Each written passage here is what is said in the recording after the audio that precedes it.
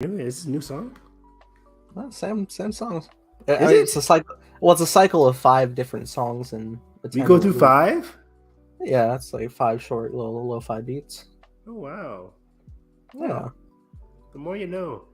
the more you know.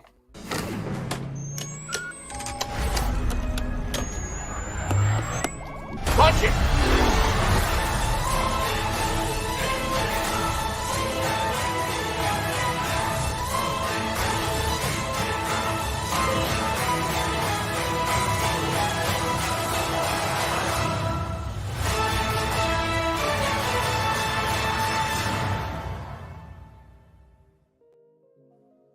Woo! You like giant monsters?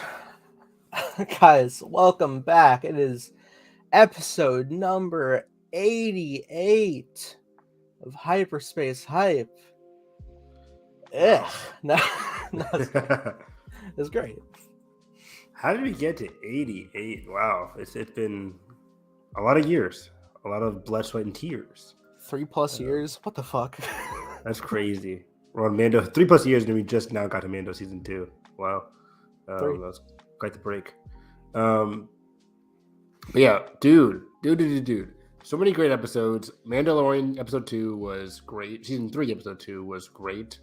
Really starting to get very optimistic about the season. Similar to what I said last week, I really liked the direction they were teasing in episode 1, especially the end with Bo-Katan. And this week we got a lot more with Bo-Katan. I was like, okay, now I'm really starting to see the threads here.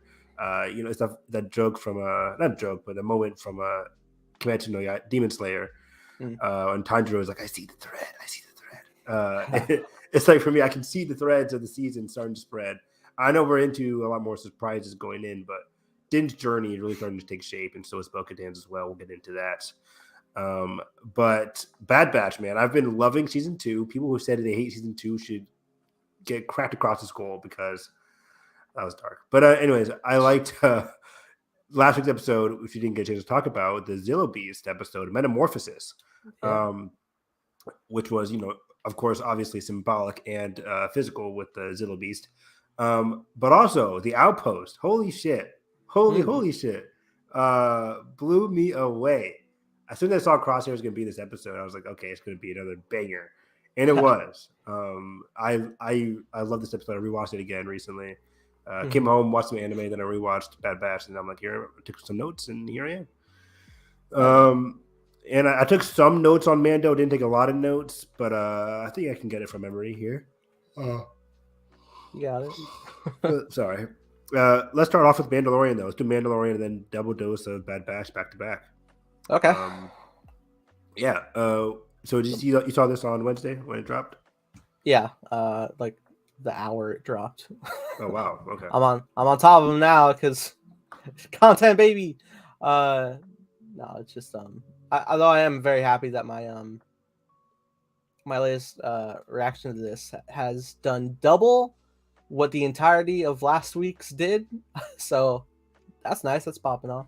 Well, yeah, full spoilers for both these episodes, by the way, because we're going to do full spoilers on the Bad Batch and Mandalorian. And yeah, where does Mando start off with? Are we just zooming into Tatooine in the beginning here? I think that's it, right?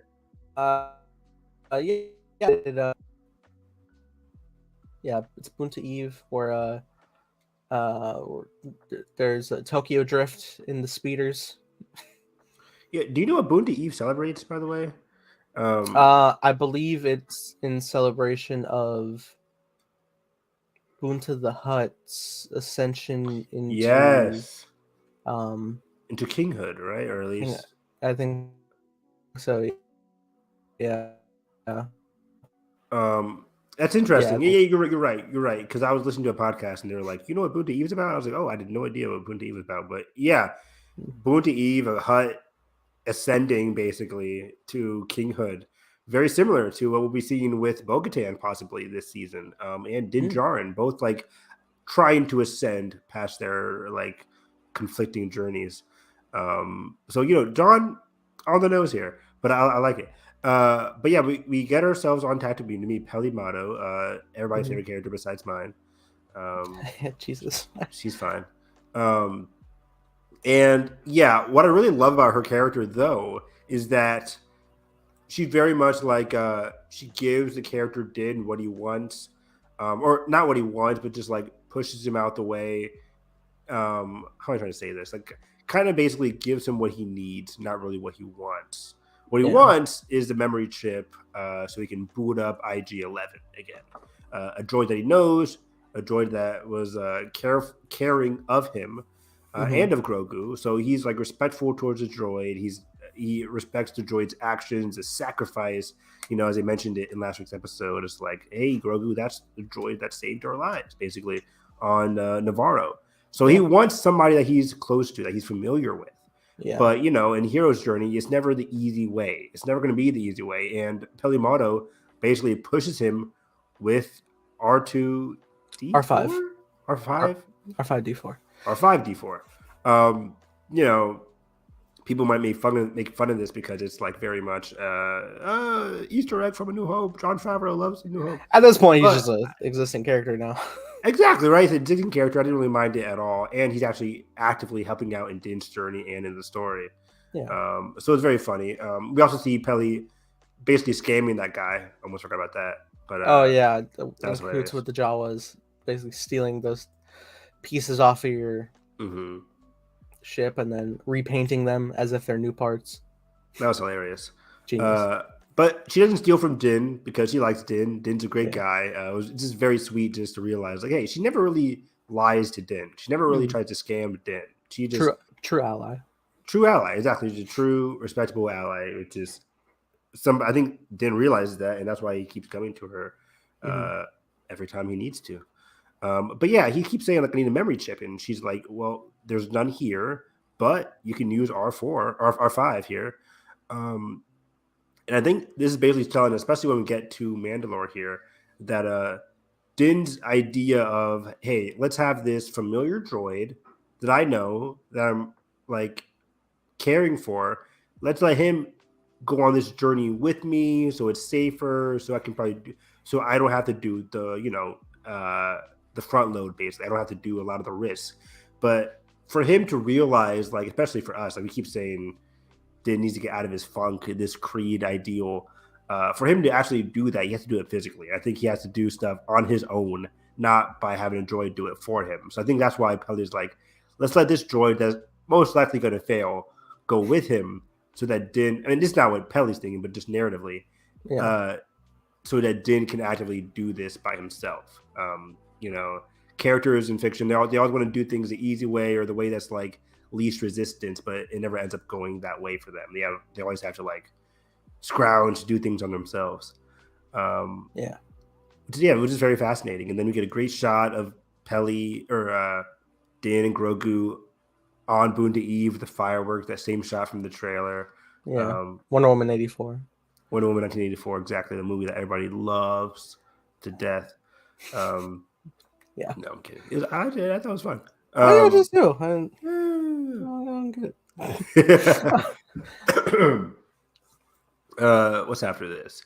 So then they're in space. We get some great space shots. More space whales. No, I'm kidding. No more space whales.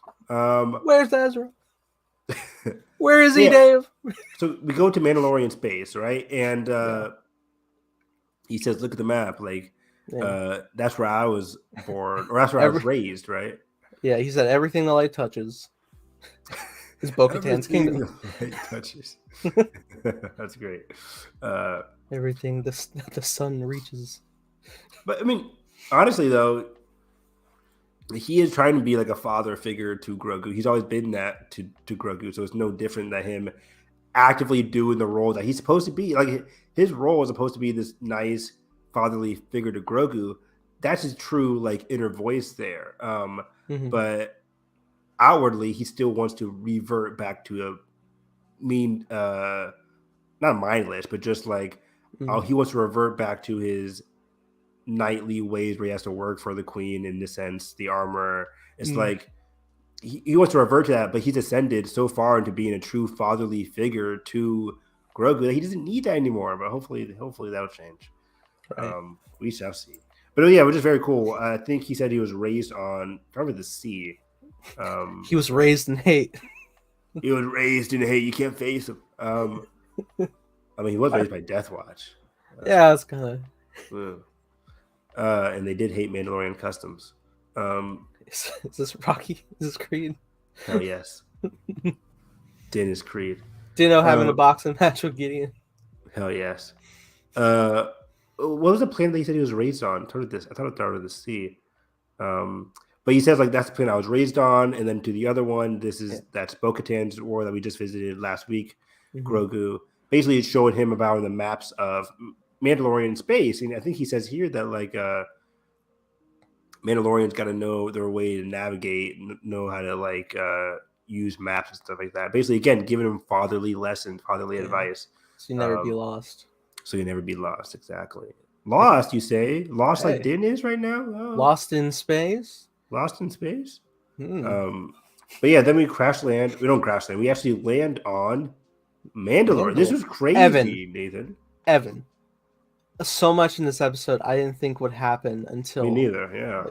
I thought this was like the finale episode.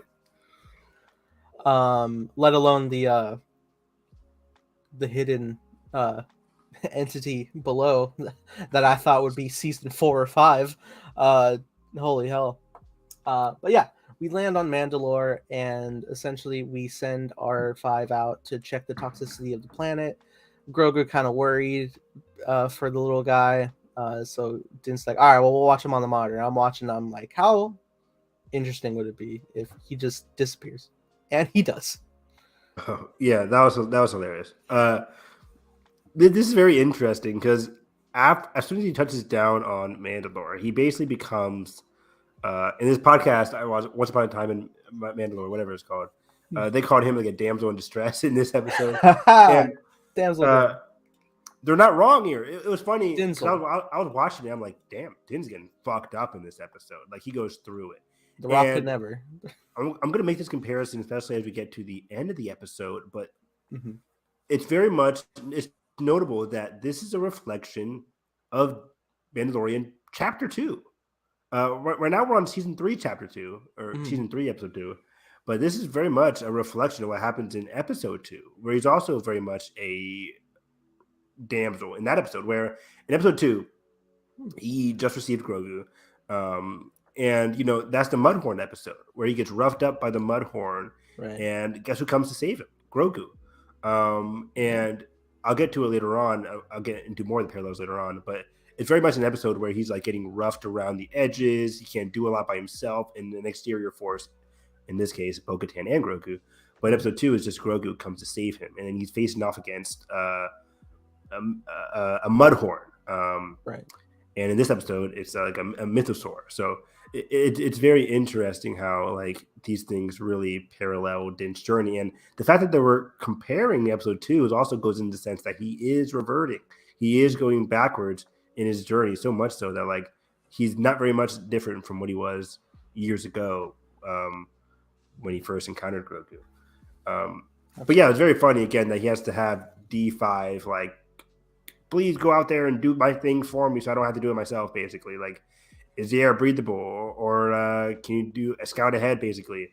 But no, R5 gets taken care of, and Din has to do it himself. He has to step foot onto the land. Oh, guess what? It is breathable. Bo-Katan was right. Like, these kinds of things that he's just now learning. He's, like, starting to grow a little bit by a little bit here. And he's actually physically doing it himself, which is very interesting. Yeah. So yeah, he's actually finally... Yeah, but he's like getting pulled into the journey that he was kind of scared to go through himself. I mean, he still is psychologically like still trying to fulfill his creed, but there's so many like hurdles that he goes through in this episode alone that really change his mindset. Absolutely. But yeah, and that's thanks to Bo-Katan as well. Let me go through here, my notes.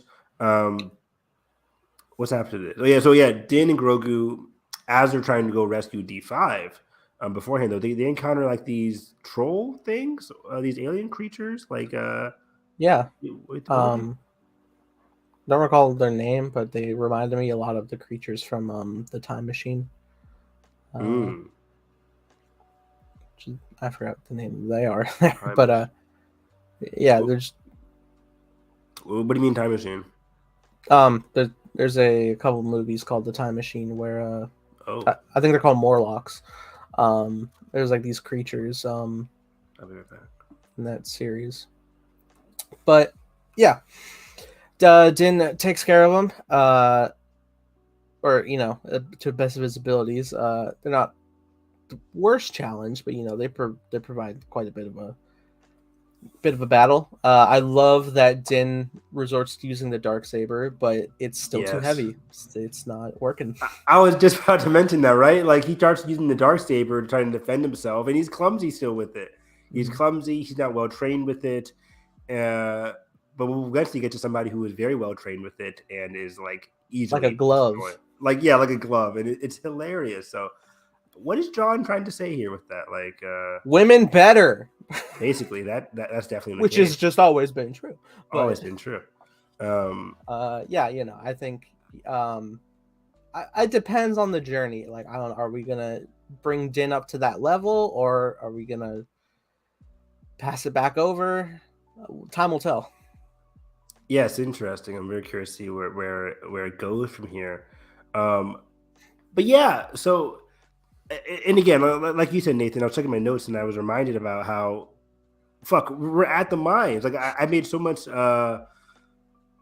like references to it last week. I was like, when you get to the mine, it's like basically going into the subconscious and all that kind of stuff. And we're fucking here. And it's crazy how he's going straight down, deep into the levels of the mine. Like, we see the crystallized city. It looks, it's crazy. Like, this is the city that we were so used to seeing in like the Clone Wars. The whole siege. Or siege, yeah. Like, it was so like beautiful, but then now it's like shattered glass. It's just a fraction of what it used to be. Yeah. But yeah, like him going through the mines, going through like this underworld era, fighting these monsters. Like, it's very much Herculean in terms of like Hercules. Hercules never really had to go into like the underworld per se. I mean, he did encounter Hades and all that kind of stuff, but it's very interesting how like he's going into like the mine, fighting these monsters, having a very much a hard time with it because he's not like physically. It's interesting.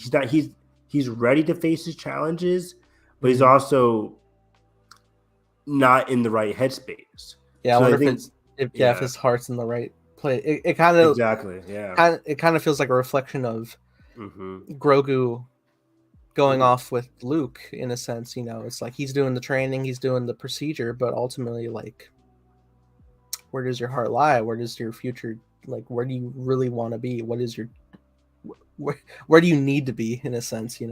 Like, exactly. You could do like what everything the galaxy tells you to do, like you're a Mandalorian, you're a Jedi, you got to follow these certain ways, or you could just go for the people that you care about most and just go off on a life on that path. Exactly. That's a good point. And on top of that, I think his rigid spirituality, his creed, this is the way, it can only do so much, right? Like, the living waters are supposed to heal him, but the journey there is full of so many things that could kill him. Yeah. He's probably worse off than he was. Exactly. So it's very interesting. Like, his spirituality can't save him, but what can save him is his familial friend, like Grogu, and hopefully like Bo. I mean, the Bo Din ship is rising these days. I gotta say, Nathan called it. Yeah. I would just like to say, I called it in the chat. Josh thumbs down me. He was so against it, and then the next week he's like, "Oh, okay, I see it." And I'm like, "Oh, now you see it." Anyway. Anywho. And dude, we'll get to it because Bo-Katan really is the star of this episode. Yeah. But man, I loved her this episode, and in general, I'm so conflicted because this is so different from what we had preseason, right? Preseason, we were just like, oh, Bo-Katan is going to come in, be the devil on his shoulder, while like we thought she'd be the villain. Armor. Yeah, like we knew the armor was bad. Bad as in like bad for him. And then we also thought Bo-Katan was also going to be bad for him. Like, they're both going to be like these devils on the shoulder, and he's going to have to like toe the line, be in the middle, and decide his own path. And I think we're still kind of getting that. But Bo-Katan is very much right now an ally, and I think she's going to be an ally for a couple episodes now, until maybe later on into the season, until something big happened, and then she might change. I still see her arc changing. I don't think she's going to be Din's. I love you, Din. We're gonna be together forever, kind of thing. But it's like No. I don't think she's gonna be fully good all season. I still think there's gonna be a turn because there is a darkness to Bo-Katan. It's always been there. It's always been there. That's not a problem. It's definitely not, right? I mean, as much as Tross tried to say evil Rey, what are you doing? Ooh, like like Tross tried to make it bad, but even though Last Jedi kept saying like Rey going for the darkness wasn't a bad thing. It's like it's good for you to be accepting of both light and dark. Yeah, the balance. So there's a balance, exactly. So do away with those weird lightning fingers things and evil Rey. It's like let's see more of evil Rey. Let's see more of this dark. Like I'm excited to see more of this darkness from Bo-Katan. I think that's nice, but I also think that there's a balance of Bo-Katan that she's struggling to achieve because Bo-Katan's on her own hero's journey, very similar to Din Djarin right now. I think it's very cool how we're getting these parallel journeys because literally in this episode alone, there's a parallel journey going on. With like the first half of the episode is all Din struggling to get to Mandalore. He gets to Mandalore, he gets his ass kicked. Yeah. And then it's Bo-Katan refusing the call, and I will get to that in a second. But it's a classic hero's journey: refusal to call. Luke didn't want to go. Luke didn't want to leave initially until he had to. Anakin's refusal to call. Anakin's a bit different because he desperately wanted to, but he kept getting burdened by the past. But anyways, it's very interesting. It's very interesting how these two characters are on like these dual protagonists. And you know me, like Last Jedi, dual protagonist in Kylo and Rey. Yeah. And now we're getting Bo and Din as dual protagonists this season. It just makes me very excited to see what's next for these two. But yeah, so before we get to that though, Din is, struggling through the underworld, these inner caves. He finds a buried helmet of Mandalorian. Which is symbolic self-reflection. Exactly.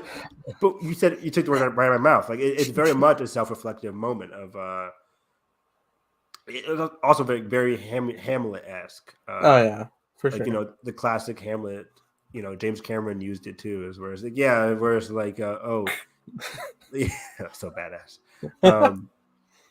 Whereas like dead Mandalorian, like if this person's dead, like what is my purpose? Like what is my purpose basically? What is my drive? What is my motivation? What should I be doing here? And he sees that, and he sees like a Mandalorian, and there's not a lot of time to ponder on it because a trap, subsequent trap happened. But I think in general, it's just him being like we kept saying, like this whole thing is dangerous. It's full of dangers and doubts and perils. And it's good for a hero like Din to overcome those and find his true inner self. But again, like at what cost? Like be at the cost of himself. And boom, speaking of that, he gets kidnapped by this robotic creature. Whoa. Entity. This is crazy. This was amazing design. Like the big external mech is a cool design, but when it opens up and like the actual like fucking demon spawn comes out, it's just so like spiky and like conjoined of like so many different like parts of different droids, but also has like fluid tubes running through it into the skull. It's crazy. It's such an interesting design. I need to rewatch this episode because I saw it right after work, and like there's a lot of glares in my room, so I didn't fully take in the design. But yeah, it was just such a cool little creature, and we'll get to it later on. But also reminds me of Cerberus in terms of like the underworld, in terms of like it's like this dark yellow. It had yellowish, reddish eyes with the whole like goo of it all. But it's also like guarding like this sacred area of inside of Mandalore, the mines, basically.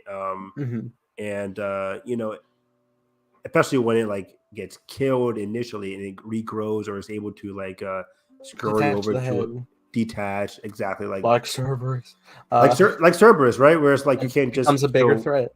Yeah, you can't just kill one. There's always going to be more of it, basically. Yeah. It's very interesting. But yeah, Din gets captured. Grogu tries his best to save him using the Force. We get some great Force action here with Grogu. Grogu was on fire this episode too. Fantastic. He's jumping all around. He's he's a strong, independent woman. Oh boy. But yeah, he's hopping all around. Can't get to Din. It can't unlock him anyway, and so Din like just, little message, just go get Bo-Katan. Go get mom. Help. And this was important. Because I made a Last of Us comparison in my notes here. When he can't help himself, when he says like go get Bo, what does that remind you of in the Last of Us that we talked about? Go get Tommy. Go get Tommy. Pedro's going through it this season.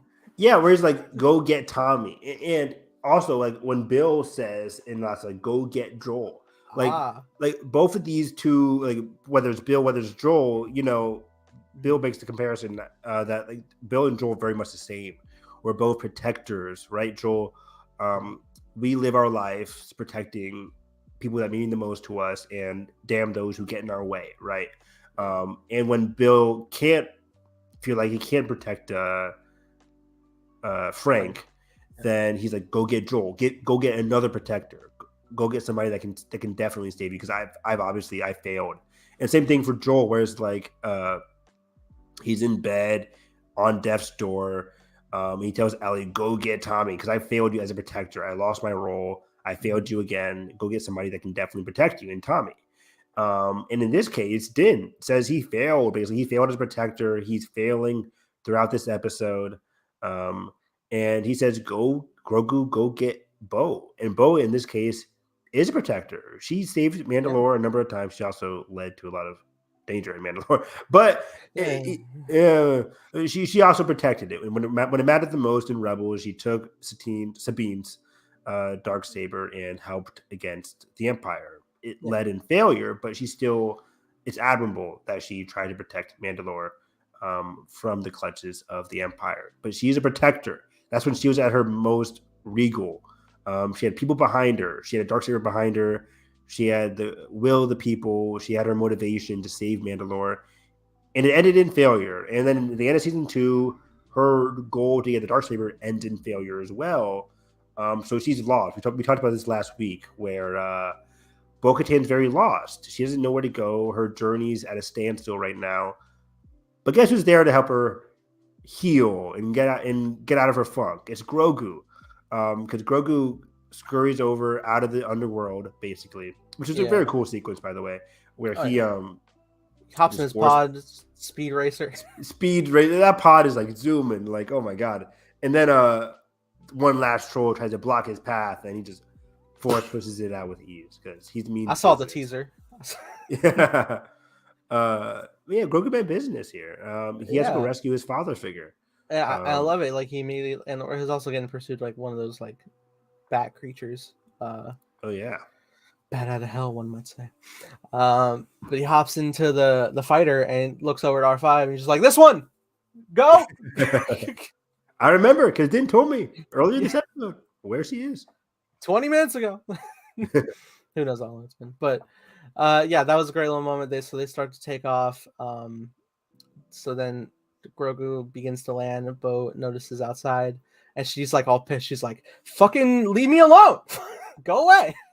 Yeah, it's so hilarious. Like she is such a reluctant hero. It's so funny and adorable. Where she's like, "Let me be somber and aimless, and let me just sit here and or just like sit here and just sit in my own despair or whatever. Let me listen to my emo music, damn it. Let me listen to my emo music. This empty castle in this tormenting rain. It's like even this setting is just telling us like it's a sad place for Bo-Katan. It's constantly raining.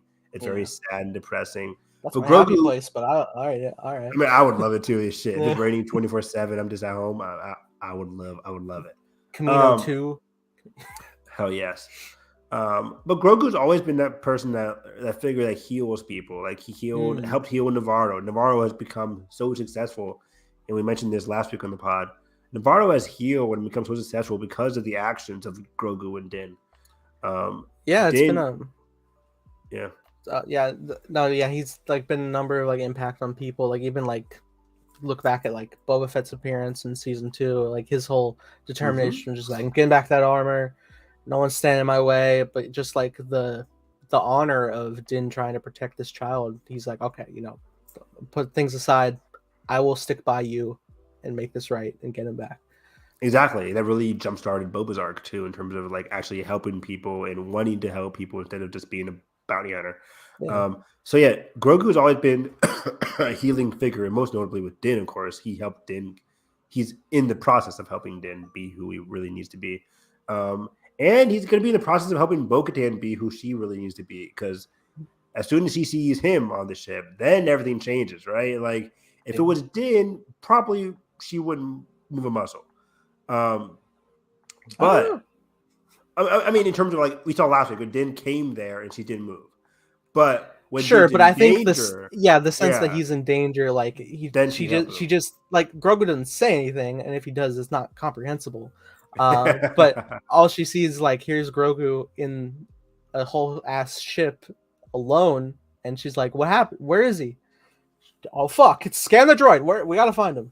It was so like, sweet. Like no hesitation, she goes. It was so sweet, and yeah, I misspoke, but yeah, like what I meant was like when Din came there physically. Yeah. Even though he asked her for help, she just flat out laughed at him and said no. But her inner hero, however reluctant as she is still there. And when Din is in danger, when Grogu needs help, guess who's the first person to get to action? It's Bo-Katan.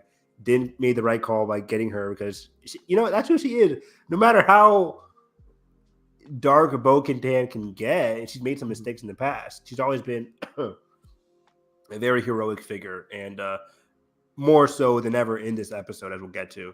And as soon as we leave, not on Din's ship, on Bo-Katan's ship, that's very notable. We leave on her ship because this last 20 minutes are going to be all about Bo-Katan. This is her hero journey now. Like she's going on her ship to an area of Mandalore that was area B in Mandalore that she was so scared of. Like she knew Mandalore wasn't the acidic place that Din mention. She knew it was safe to go to, but she still can't go there because no matter how physically ravaged it is in her eyes, mentally she just can't physically go there. It was a place of scars, a place of regrets, a place of her failures.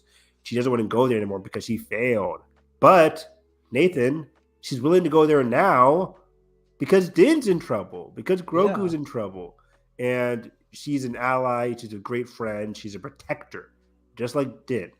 And she's willing to protect her people, no matter how different their creeds are. And we'll get to that in this episode because they really have great moments to really talk about like their individual differences and stuff. I love this so much. Like we get on her ship, awesome ship, by the way. I love her ship. Yeah. We touch down to Mandalore and we're back. And round two. Grogu's leading the way around two. Leading the way reluctantly, kind of scared. But gets a pep talk and he gets a little just like moves forward. Exactly. She comes across or does she even come across the monsters at first? I don't think so. Well, I mean, like they're trekking through because Din already like dealt with the first wave. But second wave, they're hidden in the ceiling, and she notices them, so she like push back. You know what's blessed. Say it again. Well, she like pushes Grogu's pod back when she notices on the ceiling, and then she just starts blasting. And then they fall through, and she takes him down. It was so cool how like smooth it was too. She like gets her in her backpack, just zooms down. Like it felt very smooth and natural. She just felt at home here. She mentions it like, "This is my home. I used to rule here. I used to be. My family used to rule this place." And I wish I took more notes on her traditions, but like we'll talk about later that she talks about her childhood and like how she did rule here, and how like she had to bear through these traditions that she didn't necessarily believe in, which is very interesting. Again, but the most important thing being though, with help of Grogu, she's actually going down and progressing, facing her challenges. For Din, it was a mental challenge in terms of just like I got to go through these living waters to really get through my own personal redemption. But for Bo-Katan, she's like this reluctant hero, so it's a slightly different heroic journey than Din's, who's more of a fallen hero kind of journey. But it was just so interesting seeing her just like smoothly go in there with the help of Grogu, walking through the same places that Din did, but just doing it way better and smoother, and in unison with Baby Yoda. There's one shot where like she turned on the lights at the same time as Baby Yoda, which is very funny. And then we make it here. We make it to the monster, right? So how does she encounter the monster? Because she doesn't fall for the trap, right? I think she inherently like is sneaking in. Yeah. They sneak in. Well, first, the monster stabs Din some more and turns him to the side because he's draining him of his blood, I guess, to sustain him. 100%. And you get this sense that, or probable sense that he's done this before for not unworthy, but just unbeknownst travelers who are just like get kidnapped by this spider-like creature, get their blood drained for them so that they can survive, using the power of others so that you can survive. It's very vampiristic. It's very underworldy, dark, but it's also very Star Wars and funny. Not funny, but just like crazy and weird. I love that. So then like the pump starts going and it starts draining him. It sounds painful as fuck from Din. Din's like losing his energy. He's paralyzed. It wasn't great. Yeah, he's not great, Bob. He needs help, Bob. But then Bo comes in, she shoots down the pump so it shuts off, and then the creature starts to attack. She gets knocked back and she sees the Darksaber and she pulls a Sabine, throws her little lasso, gets it. And dude, she has the sword. She has she has a shield. She's very knightly. I'm like, this is peak Bo-Katan, where it just feels like she's such a knight in shining armor, literally for Din, who desperately needs her help. It was so awesome seeing her like beat the crap out of the spider with ease, too, just chopping off the legs. It felt very much like Obi-Wan in Attack of the Clones going against a spider creature, just handily defeating it, chopping out its legs and everything. It was awesome. I love the action sequence. Oh, speaking of that, great direction by Rachel Morrison from cinematographer on Mudbound and a very close friend of Rick Famuyiwa and Ryan Coogler. So that's how she kind of, I would assume, got into this. Rick Famuyiwa is now executive producer of the season. They had a very much close relationship on the movie Dope, starring Willow character Tony Revolori. Oh, he's in Dope? He's in Dope. Yep, he played best friend to the main character. Well, that's dope. By the way, Tony is amazing in Scream 6. I would just say that. Nice. But it was, I just loved her direction in this episode, especially there's like this underwater chase sequence that was really stellar at the end of this episode. Overall, great direction from Rachel. Hopefully we see her again. But Bo-Katan easily defeats the spider with ease. It was crazy. It was really cool. Because she feels at home with the Darksaber, something that Din is still struggling to do. He's still struggling to fit the Darksaber in the palm of his hand and just make it better for himself, while Bo-Katan easily is able to control it and make the best use of it. Yeah. So then Din gets rescued, and we kind of set up a little camp there. We're making some soup, good soup. Gives Din some to try for the first time, and they have like some camaraderie about like, what, you never had? It's the best soup. Any good Mandalorian had this good soup. It was like pop soup, something like that. It was like a 3-word soup. I forget what it was called. Yeah. So this is so sweet, right? Like, reminiscing over things. And a person like Bo-Katan, who doesn't usually talk about her childhood, is actually reminiscing, having that camaraderie with somebody from probably a very long time, because she's like shedding her armor, the outer layer of her like rigid not scared, but just rigid, stoic. She doesn't want to get close to people. Mhm. Is kind of shedding as Din is sitting there and she's healing him. It just felt very sweet. And then yeah, she starts talking about her childhood, and how different. Like Din was never had like these kind of different traditions. Din was born as a what was it called? Not a true Mandalorian, but just somebody who is adopted as a Mandalorian. Sure. What are they called again? Foundlings? Foundlings. Yeah, like he was a foundling. Again, he wasn't born on Mandalore, so Yeah. this is his first time, as he mentioned in this episode, my first time going to Mandalore, my people's home. And then in here, like he wasn't used to the soup. He wasn't used to these simple things like as a soup. Um, Right. so he's finally coming in close, in touch with his inner culture here in a different Yeah. way. Because again, the rigid creed, culture, whatever cult you want to call it, from the armor, they didn't really allow him to really go to these places or reminisce about these deeper sides of the Mandalorian culture or the simpler side of Mandalorian culture, unlike Bo-Katan. But Absolutely. also, as we're walking, because then at this point, it's like, now let's go back. And she's like, what the hell? Like, Well, yeah. Well, okay. So Bo's interesting in the scene, because inherently she's like, "Oh my God, you're still about it, aren't you?" Jakku? Why we gotta go to Jakku? Why do I want to go back, Jack?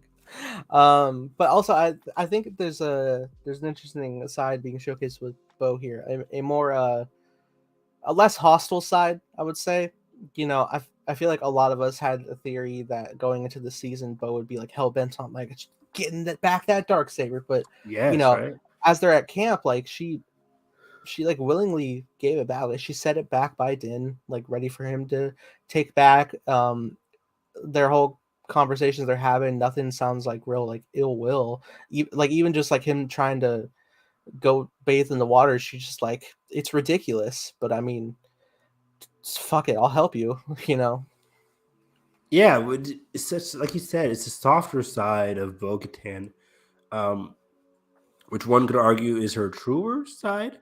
Because again, even as fans of the Clone Wars, when we see her with the Death Watch going against her own sister Satine and trying to overtake Mandalore and change the traditions of Mandalore, um, we really don't think that was like the true Bo-Katan. The true Bo-Katan is like we see her peak in Rebels as Mm. like this kind person willing to do what's right by helping out the Rebel squad and Sabine, um, and then getting the dark saber from Sabine. Like that was a great moment, and that's returning little by little in this scene with Din, or just sharing more about her culture. And sharing more of herself with somebody for once. It was very sweet, and you're right. I just loved it. Um, Yeah, very good they moment. start. Yeah, and it continues when they're walking down the path, and she's telling stories about her days as a princess, and just doing like the recitings of different things that is all just showmanship, really. It wasn't like just deep belief. But she appeals to Din by telling her about her father who died Mm.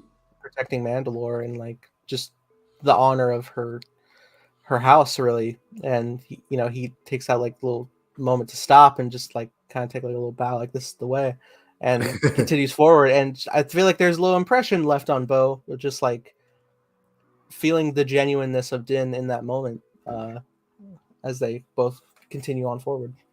I fully agree. It was a wonderful scene where she's talking about her traditions and her childhood and her father. My father believed in these rituals, and I didn't really believe in it. One could even argue that like Satine was mainly the one. Satine, the person that became princess, the person that became queen. Yeah. Um, she probably was the one that believed in these things. It's Mhm. kind of, you can compare it to Frozen, where it's like one sister becomes the actual queen, the other sister kind of like scoffs at traditions in a sense.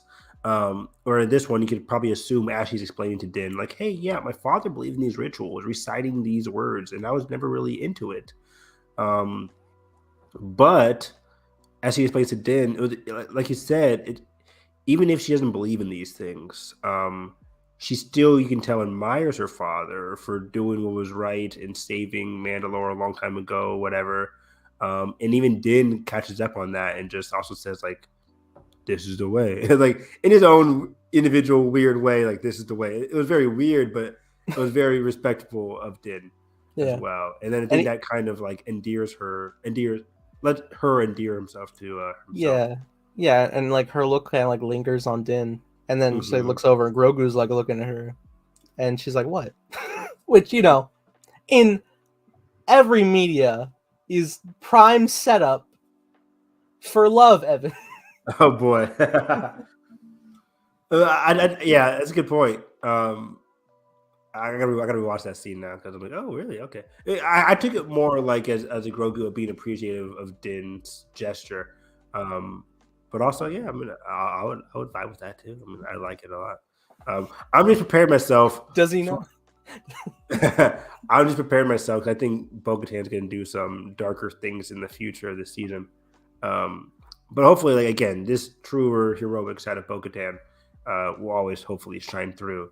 But yeah, it was a very sweet moment. That was like probably one of my favorite moments of the episode. Just them talking. And, you know, me in Star Wars, my favorite moments are always just like the simple talking scenes. Bo-Katan reminiscing about her past, about something that she doesn't fully believe in, but that is slowly growing to adhere herself to Din. It was very sweet. It was very different and unique. I really liked it. But yeah, as they bond, as they get closer, as like these two lesser heroes trying to awaken their true selves, they find the living waters, the physical, actual living waters. And for me, I was like, oh, it's just water. There's no like glow, nothing's like shiny or anything. It's not special. In fact, it's actually very dark. Very dark. They wander in, and you know, continuing the camaraderie. When Din was like ready to just dive in, she's like, "Oh no, wait! I want to give you the full tour." Like she goes to like read the plaque and everything. Just you know, everything seems pretty like chill at this point. Like it's very nonchalant. Going in, but for Bo anyway, for Din, he's like, "This is my moment. This will get me back in the grace. This will give my life purpose again." You know, basically. Yeah, exactly. And you know, we always compare this to other things in fiction, and just the idea of a character being like, "Okay, this is my moment. I have to do this. I have to take off my clothes. I have to get into the water. This is my moment.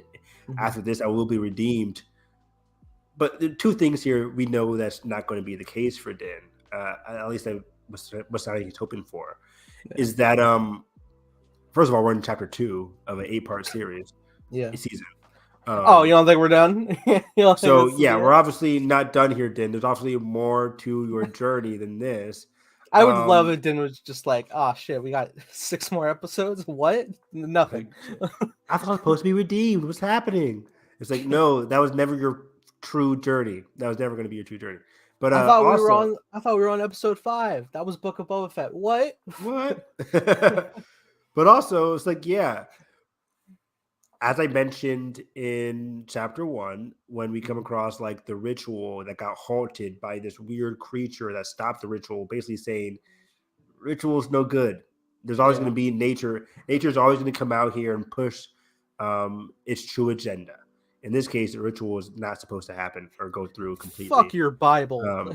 Exactly, basically. And in this case, we get a similar thing where Din is fully ready. He takes off all his clothes and the things that basically caged him, right? Like these clothes, these armors, the thing that he's not supposed to ever take off, these things have caged him. So he starts to remove them one by one, becoming more and more human. Of course, he keeps the mask on. Well, he's still wearing like, majority of the armor. And I know, like, to most people, it seems like Din gets pulled down into the depths. I don't, you know, I think he just kind of got like sunk down by the weight of his armor. Like there was like no more step to step. Because Bo dives in like really quickly, and there's like no more to walk. Yeah, it was weird. I totally thought he got pulled down initially as well, but. But I think it's good symbolism. The idea of like what he puts so much weight in the armor that he hides behind is what brings him down. like to Damn, the I didn't depths. think about that. Yeah, it's like he put so much weight behind his ideas and thoughts that, like, again, like we kept saying in this episode, your spirituality, your ideals, they're not going to save you this time. Because in this episode, you were a damsel. You were in distress the entire episode. Bo-Katan had to be the one to save you. He put so much stock behind it, and then he just sinks because it's not right. That's a good point. And yeah, I think you're right. I think the more I think about it, because the Mythosaur, as we'll see, spoiler alert, is what's down there, but it definitely didn't pull him down, or else it would be more. It No. would have been more antagonistic. It was just resting down there. So Yeah. yeah, so I definitely think he's just like, Jubo shit. Yeah. So we find him. He's just kind of like laying on the dirt, like, oh. Like, well, this is not what I thought it would be. I thought it'd be like 6 feet deep, and I was like, oh, whoops, awkward. Fucking 80 stories. Yeah, God, crap. that's so again, that's so terrifying. That's so Evan. That's so scary. Like, oh man, I'd have been freaked out. like I know, like it's like, oh, cool, the creature, but like in the real world scenario, like that is frightening. Especially you don't have any fucking flashlight. Oh, Yeah. anyway. So yeah, so he faces or he gets pulled down into the depths, and when Bo-Katan finds him, which is so cool, she immediately, just like when Grogu came, she immediately was like, okay, where we got to go. This same thing, no hesitation, comes in to go rescue Din, and it was fantastic. And you don't even know like necessarily how deep those waters. Well, maybe she does, but like if you don't really have like a sense of like how deep the waters are, or like how deep the danger is, or how close it is, and you're just like full force, your entire being just diving right into it, right into the depths. That's love, Evan.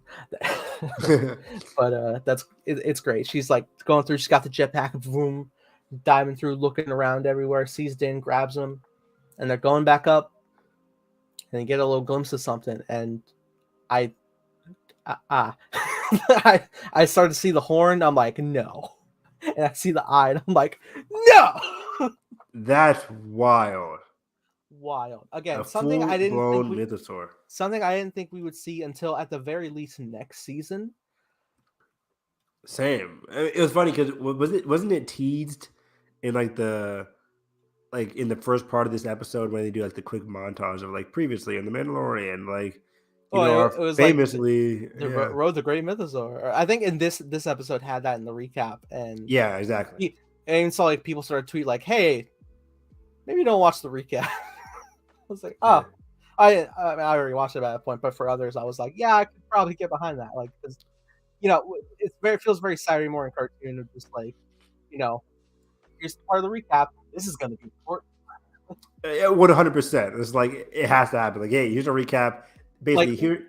I know we're gonna get like an episode, like we're gonna kick off a recap, and they're gonna randomly start going over Moff Gideon, and we're like, oh, guess who's coming this episode?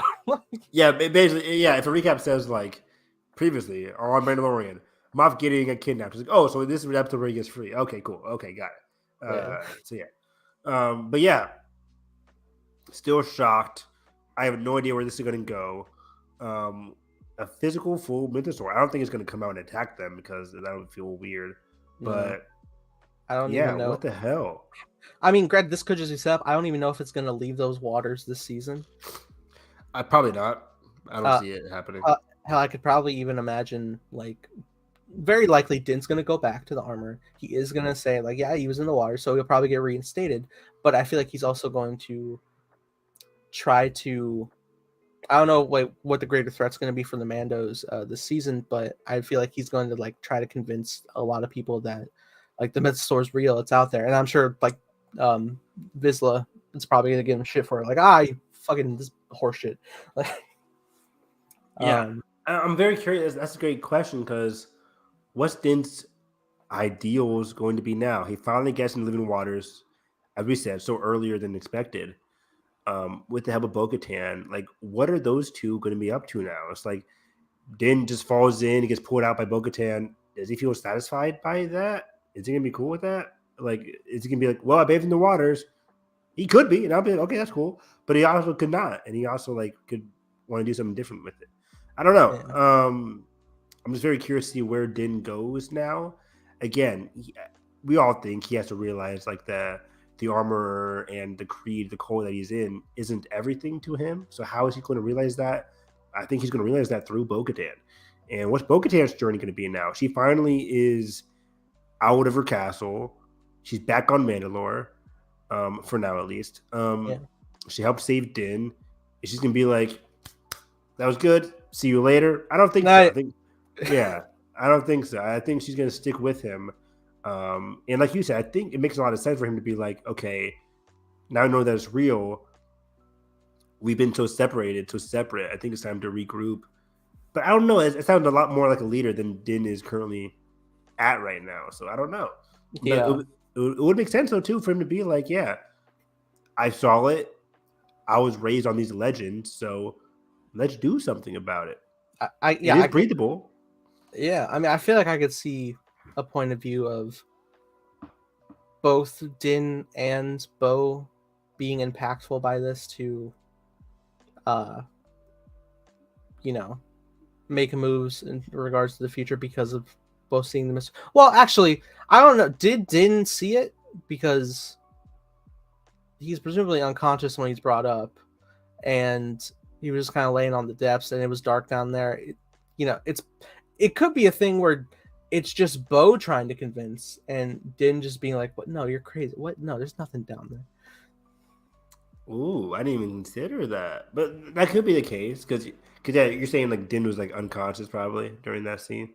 Yeah, probably like lack of oxygen. I don't think he had his helmet sealed at that point, and also, if my theory prevails that he just sort of like fell through and wasn't dragged down, then, and again it's dark down there, then yeah, it's likely he could have missed that.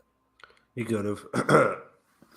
Yeah, that's true too. So, yeah, I'm not sure, but again, this goes against her idea because, like she said, she doesn't believe in her father's rituals, and then with the whole plaque, she was like, these things are just legend stuff, like whatever. But then legends become true, and she sees the mythosaur, and she's like, wow, it has to have shaken her world. Oh, and yeah. We'll see what happens next. I mean, even like when she was like reading the plaque, which described the mythosaur, she did view it as a myth. She didn't think it was like a real thing at all. So yeah, this is big news. Big news. Big news. But it was a great episode. I love Rachel Morrison's direction. I love Bo and Din, all these dual arcs. Bo had some great actions. Bo's growing and bonding with Din. It was very sweet. I love this episode a lot. Yeah, and also I want to say, like, I know like a lot of people give flack for like the use of the volume. This episode was gorgeous, Evan. This looked phenomenal. Oh yeah, there's always been no flack with the volume in the Mandalorian. Mandalorian has always mastered the use of the volume because it's by Jon Favreau himself. So yeah, it was inherently like made for the show. So exactly, yeah. So he's definitely used it to perfection, to its best attributes. And yeah, the inside of Mandalore looks stunning, even though it was ravaged. But it was a great episode. Absolutely. Well, we're gonna go a little back in time to the past. Am I right, Jack? Yes. But yeah, no, we got the Bad Batch, and Evan, that wasn't our only giant monster to discuss. Nice, a nice full circle connection segue. There we go. Go through the arsenal, the weapon wheel of dialogue. Basically. Wow, episode 10 was great. 11. This is 11? Fuck, my notes were all wrong. 11 and 12. 11 and 12, thank you. I mean, you just watched this, so I'll take your word for it, man. Oh, jeez. Oh, jeez. Oh, jeez. Oh, no. Oh, jeez. Zoinks. We only have 4 more episodes to go in 3 more weeks, man. That's crazy. Actually, I'll be right back. My throat is killing me, so I'm going to get some water. Okay. I'll take it over. What's up, fuckers? No, just kidding. Listen. The Bad Batch. You like it. I like it. If you don't like it, you're not human. Because this is...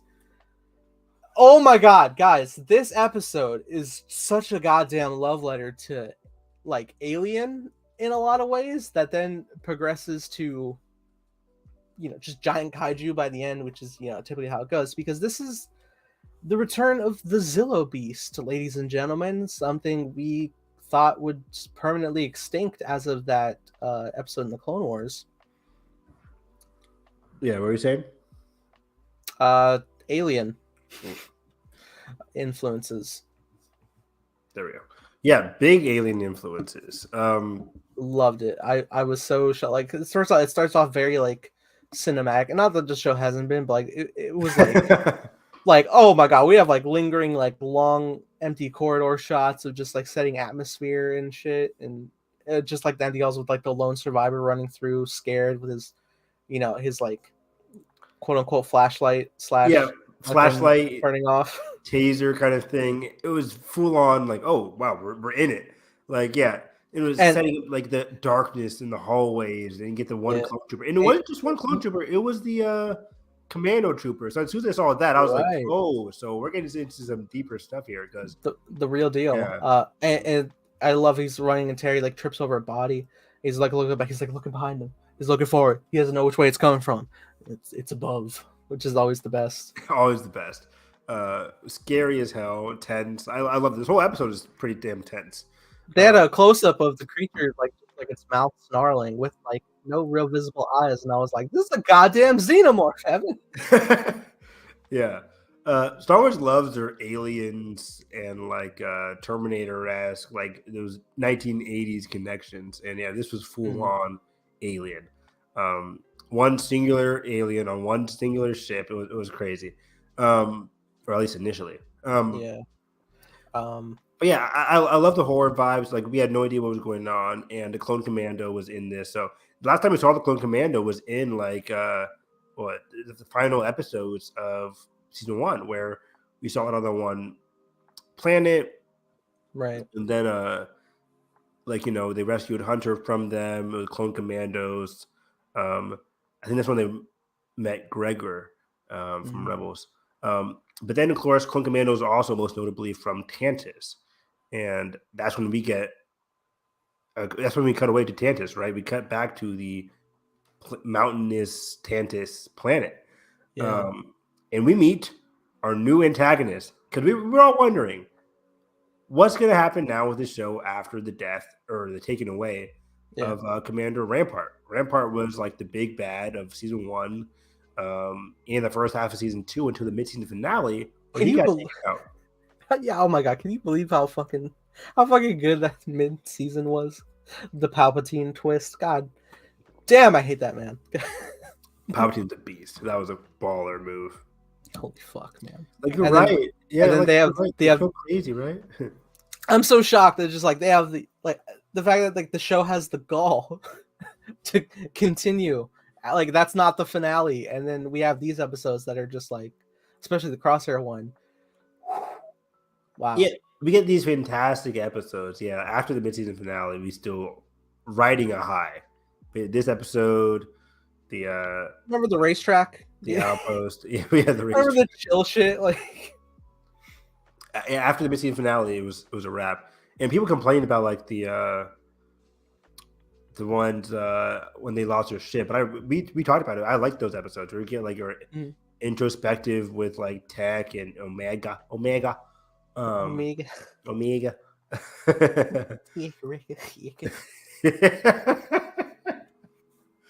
So good. Michelle Ong needs to voice everybody. She needs to voice everything. Like Michelle should like just voice do a redub of like the Clone Wars with Omega's voice. That'd be hilarious. Obi-Wan, Anakin. I would love it. And a ton. Oh man. But on Tantus, we meet Dr. Hemlock, voiced by, and I was waiting to see who the fucking voice was because he sounded so familiar, and I was like, his voice is so good in this entire episode. Before I didn't really catch it either, but like throughout the episode, Jalen and I were like, man, this villain voice is really good. Like we've had some voice actors come across this show that are just awesome. Yuri Lowenthal was previously this season. But man, the voice actor for the Doctor just exuded terror. Like this guy means business. He's not a good guy at all. Pretty good. And his just voice, his dialogue was it? incredible. It was Jimmy Simpson. Jimmy Simpson is a character from Lost. He's a character from Westworld. If you pull up a picture of Jimmy Simpson, you're like, oh, okay, that guy. But he's a great character actor. In Lost, he played one of these godlike figures towards the end of the season. Spoiler alert. And then in Westworld, he plays the Man in Black. At least he played the first version of the Man in Black. Oh, this guy. Yeah, exactly right. Oh, this guy. Yeah. Very well-known character actor. He's just so good. Never expected him to be in Star Wars, but man, Dr. Hemlock, you hate him as soon as you see him. And just an interesting antagonist. Can't wait to see more of him, especially as his plot intertwines with the Bad Batch at the end of this episode. But on Tantus, we just saw like this ship get overtaken by the alien and it crashes onto a random ship or random planet. Now on Tantus, he orders other vessels to be stored away. Or what's on the other ones? And we're like, Nathan, you're asking my same question here. I'm like, are these other Zillo beasts or are these other experiments that he's working on? What do you think? This is a question because they reveal later in the episode that like this creature we're seeing is a clone of the Zillo beast. Yes. An original, I guess. So it's like he says, bring the other vessels, or he's ordered the other vessels to be stored away, and he says like we need to track down the main vessel that just went missing. So I'm just like, whoa, like what are they doing on this fucking planet? Like, of course that's gonna be answered soon, but man, I'm very interested. Will this have any ramification on the original trilogy? Oh, Snoke, Palpatine. Snoke is a Zillo beast. Meanwhile, he goes to see Nala Se, who we last saw was being kidnapped at the very, very last scene of season 1. It was kind of the post credits where we see her in handcuffs, getting taken inside of Tantus. The doctor said, like, we have use of you. So they're here and they're trying to make use of her. He asked her, can you cooperate with Lord Sidious's cloning plans? Immediately, so like this is Sidious is like funding these cloning plans. So I guess it does lean more into your, Snoke theories. Hopefully it's something different, but I don't really want it to. We'll see. If it is Snoke, I still wouldn't care. I'll be honest, Evan. I feel like in watching these episodes, whether it's setups here or even some stuff that's probably going to be explored come Mando, because I swear to God it will. I feel like we're going to have a bit of a Clone Wars effect, maybe in a positive way, of fleshing out the Palpatine return type stuff in 9. Like whether or not you like it as a story choice, I think it'll like flesh out in like an interesting perspective of like the way it's adapted. Like I'm already like seeing keys of just like the idea of like how the Zillo Beast feeds off of energy and sustains itself that way. And the thought of like that being like genetically extracted into the body that Palpatine's gonna re-inhabit, which is ultimately like how he's like regaining his power when he's like absorbing Rey and Ben, stuff like that. I see the vision, is what I mean. Yeah, I mean that's very true. I remain optimistic because I like the stories that the Mandalorian and Bad Batch are telling. So I'll be on board for what it does, even if it does connect with it. I'll be like, okay, cool. I like this story, not so much this story, but if this story helps me appreciate the other story, then that'll be even better. So we shall see. But we see the doctor orders Lama Su to be brought in to convince Nala Se, because Nala Se refuses to cooperate with Lord Sidious's plan. She's like, your cloning plans are futile. I will not help you, basically. He's like, okay, we're going to have to do it the hard way. So he orders Lama Su, who I thought was obviously killed last season, but he wasn't, I guess. And the damaged ship needs to be contained. Yeah, and that was an interesting scene when he was brought in, because he sort of like calls him out. It's just like, it's amazing, like, hey, I have all these resources, but none of the knowledge to do anything with it. Yeah, basically, that's a good point. Yeah, it's like, oh shit. And then basically, it really does feel like he has like ball in his court. Like he's a very smart individual, obviously.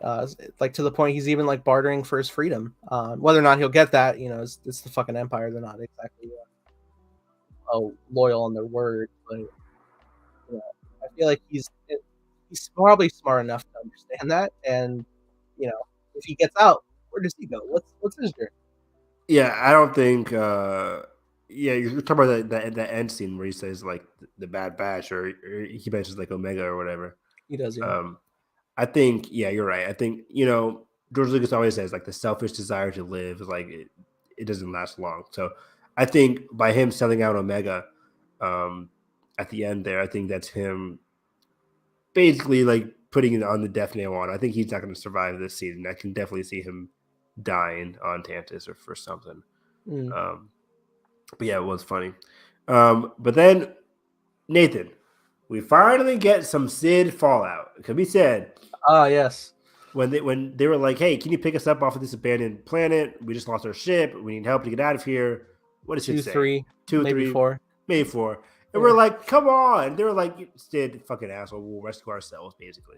And they had to rescue themselves. I kept trying to have benefit of the doubt because I was like, maybe she is busy. Maybe she really I told you. I thought she gave a damn after the race. And then even Omega's like, I thought you gave a damn after the race. in the ship. And so they're having back and forth, and it's like, all right, well, here's a new job. Don't bother, but she's like, don't bother coming back without something. It's like, oh fuck. Wait, she said that? Like I think that was like one of her like final words. Like, don't bother coming back without like something to like some money or like something of value. Yeah. And it's funny, like the whole time she's like, all right, yeah, I'll give you 30%. That's our usual wage. All right, 35, 40, and each time Wrecker's like, oh, that sounds good. Oh yeah. It was hilarious. I love Wrecker's like, like, wait, what does Hunter think? More? Oh, okay. Okay. Like, it's like, all right, fucking fine, 50. And she hangs up, and it's the nail in the coffin, I guess, has been sealed because Tech's just like, all right, so I don't think we could just like abandon Sid because of what she knows, but I think we can, try to find a way to ease out of it. Which, that kind of sucks that like they're, and probably rightfully so, but like that they're in the mindset of like after everything they've been through, Sid would not keep their secret after all this time. Yeah, it's a thing they have to consider. But yeah, like Sid's very much a selfish character. Even though everybody's gray and complex, I think Sid does care about the Bad Batch in a little bit. But I think if push comes to shove and the Empire's on her doorstep, she might sell him out when it comes to her business prospering. So you never really know. I like to believe no. I like to believe like one final act of, like Sid's gonna die. Like one final act of, like they're in the clear. I don't know nothing. Since we're talking about it, and at the end of this episode, the Dr. Hemlock is like, "Oh, Omega, this person that we have to go after to really convince Nala Se." I think, what if the Empire actually does go to Sid, and Sid is forced to have a decision like, "Hey, we last known that the Bad Batch were seen in this area," and they go to Sid's place, and it's like, "Do you have anything on the Bad Batch?" And then she has to make her choice. Like that'd be interesting if the season gives us that confrontation. Imagine. I don't think this will happen, but fucking imagine the heartbreak of we get down to a scenario where Sid would lie, but the Empire knows like bullshit. You have to give us something, and so it comes down to she has to give up the location of the batch. But it's true. But Omega has to leave the batch to be in hiding away so that they don't get her. Whoa, that'd be deep. I would like that. That's a good call. Why am I a good storyteller with other people's ideas? But then when I try to sit down and write a script, fucking it's hard. Best adapted screenplay goes to no, I'm kidding. But someone could just like pre-write me some ideas, like an idea generator, and I'll build off it. Yeah. Anyway. But yeah, then we get back to the horror vibes as they go onto the planet. They go to the ship. It's abandoned. And they have to split up. And I'm like, what did this Scooby do? They're splitting up? It was awful. It's also the same split up that happened in like the beginning of the season where Tech got injured and shit. So don't do this good again, point. maybe. Yeah, and it's weird because like Omega, Hunter, and Wrecker go in one direction, and then just Tech. I'm like, Tech, you're going by yourself in an abandoned ship? What are Yeah, you doing? Omega was like, "What?" And he's like, "Your concern is not warranted. I will be fine." And I'm like, "That's bullshit. You're an idiot. You're the smartest idiot I've met." Big time. That's great. Also, by the way, we met as they go to the planet. They realize there's a village nearby. As soon as I saw the village is nearby, I was like, "Oh, so It's over." it's over." Yeah, this thing's coming towards the village, but luckily it didn't kill any of the villagers. At least it didn't, but the Empire, we'll see. The Empire, what they like took them somewhere. Yeah, that was dark. We'll get to that. That was crazy. That's scary. Fuck, ever since I saw Andor, I fear the Empire more than ever. Big time. But yeah, so you think it was so funny because you think Tech is gonna be the one that's gonna get attacked because like Tech is doing something, and then he's like, "What's that? What's that?" Nothing. And it was nothing. It turns out no, it's gonna attack Omega, Hunter, and Wrecker. As they get into like this battery area full of all like the powering part of the ship. And we come across the mini for me, the mini Zilla Beast was scarier than the bigger one because it's just so small but also terrifying. I haven't properly watched, but I think I think I've seen the monster design before for the host who's Bong Joon-ho. Bong Joon-ho's, yeah. Yeah, great. I'm pretty sure the creature has a similar like build like that. Yeah, it does. That creature's scary as hell too. Yeah, so it had like a lot of vibes like that. And it's just kind of like slithering around. Like this, like damn, this top tier animation. We really come a long way. Filoni said as much at Celebration. He was like, "Damn, look at it. These are the best episodes." That's great. But yeah, like, yeah. I was gonna say like the monster design was just so crazy and spooky and scary. Like I was actually frightened for them when they had to fight it. But also they realized like it snacks on electricity, and this was interesting. I never realized this to be the case with the Zilla Beast. I don't overly recall it in the first arc with it in the Clone Wars. While I was looking up images, I saw a thumbnail for Star Wars Explained, and it said, "We finally know," and I was like, "No way!" I didn't have time to watch it. It's like, is it electricity? Is that what the Zilla Beast wanted? What do you want about? Oh, I think he was just saying we finally know what the Empire wanted with the Zilla Beast. Oh, okay, that makes sense. Palpatine said like this would be useful, and he's like, I've gotten questions about the Zilla Beast ever since the Clone Wars. It's been over a decade. The same question: what happened to the Zilla Beast? What did Sidious want with the Zilla Beast? And we finally learned it wants to clone it and do weird shit with it. Yeah, presumably. My theory being that he wants to splice the positive attributes of its genetics into a formidable body to return into if he gets overthrown. Exactly. When he gets home. But yeah, either way, nefarious. But yeah, so great chase sequence as it like goes after both sides, both crew members. They're like, Tech is coming after you. He's like, oh, what? Oh, what? I'm like, oh my gosh, like this monster is coming for you, Tech. And then we get a great scene. It's like it's between Tech and Hunter, Omega, and the crew. Tech shoots like the generator, explodes. Doesn't really harm the Zilla Beast though. Kind of escapes now that it is outside. Freeze him. Yeah. So now it's going towards the village. And I love the idea that I know it's obvious to the viewers, but because Omega has such like a childlike mind, the view, yeah, as soon as she starts to like understand that, oh shit, that thing killed all those people in there, like it becomes a lot more of a scary threat in her eyes.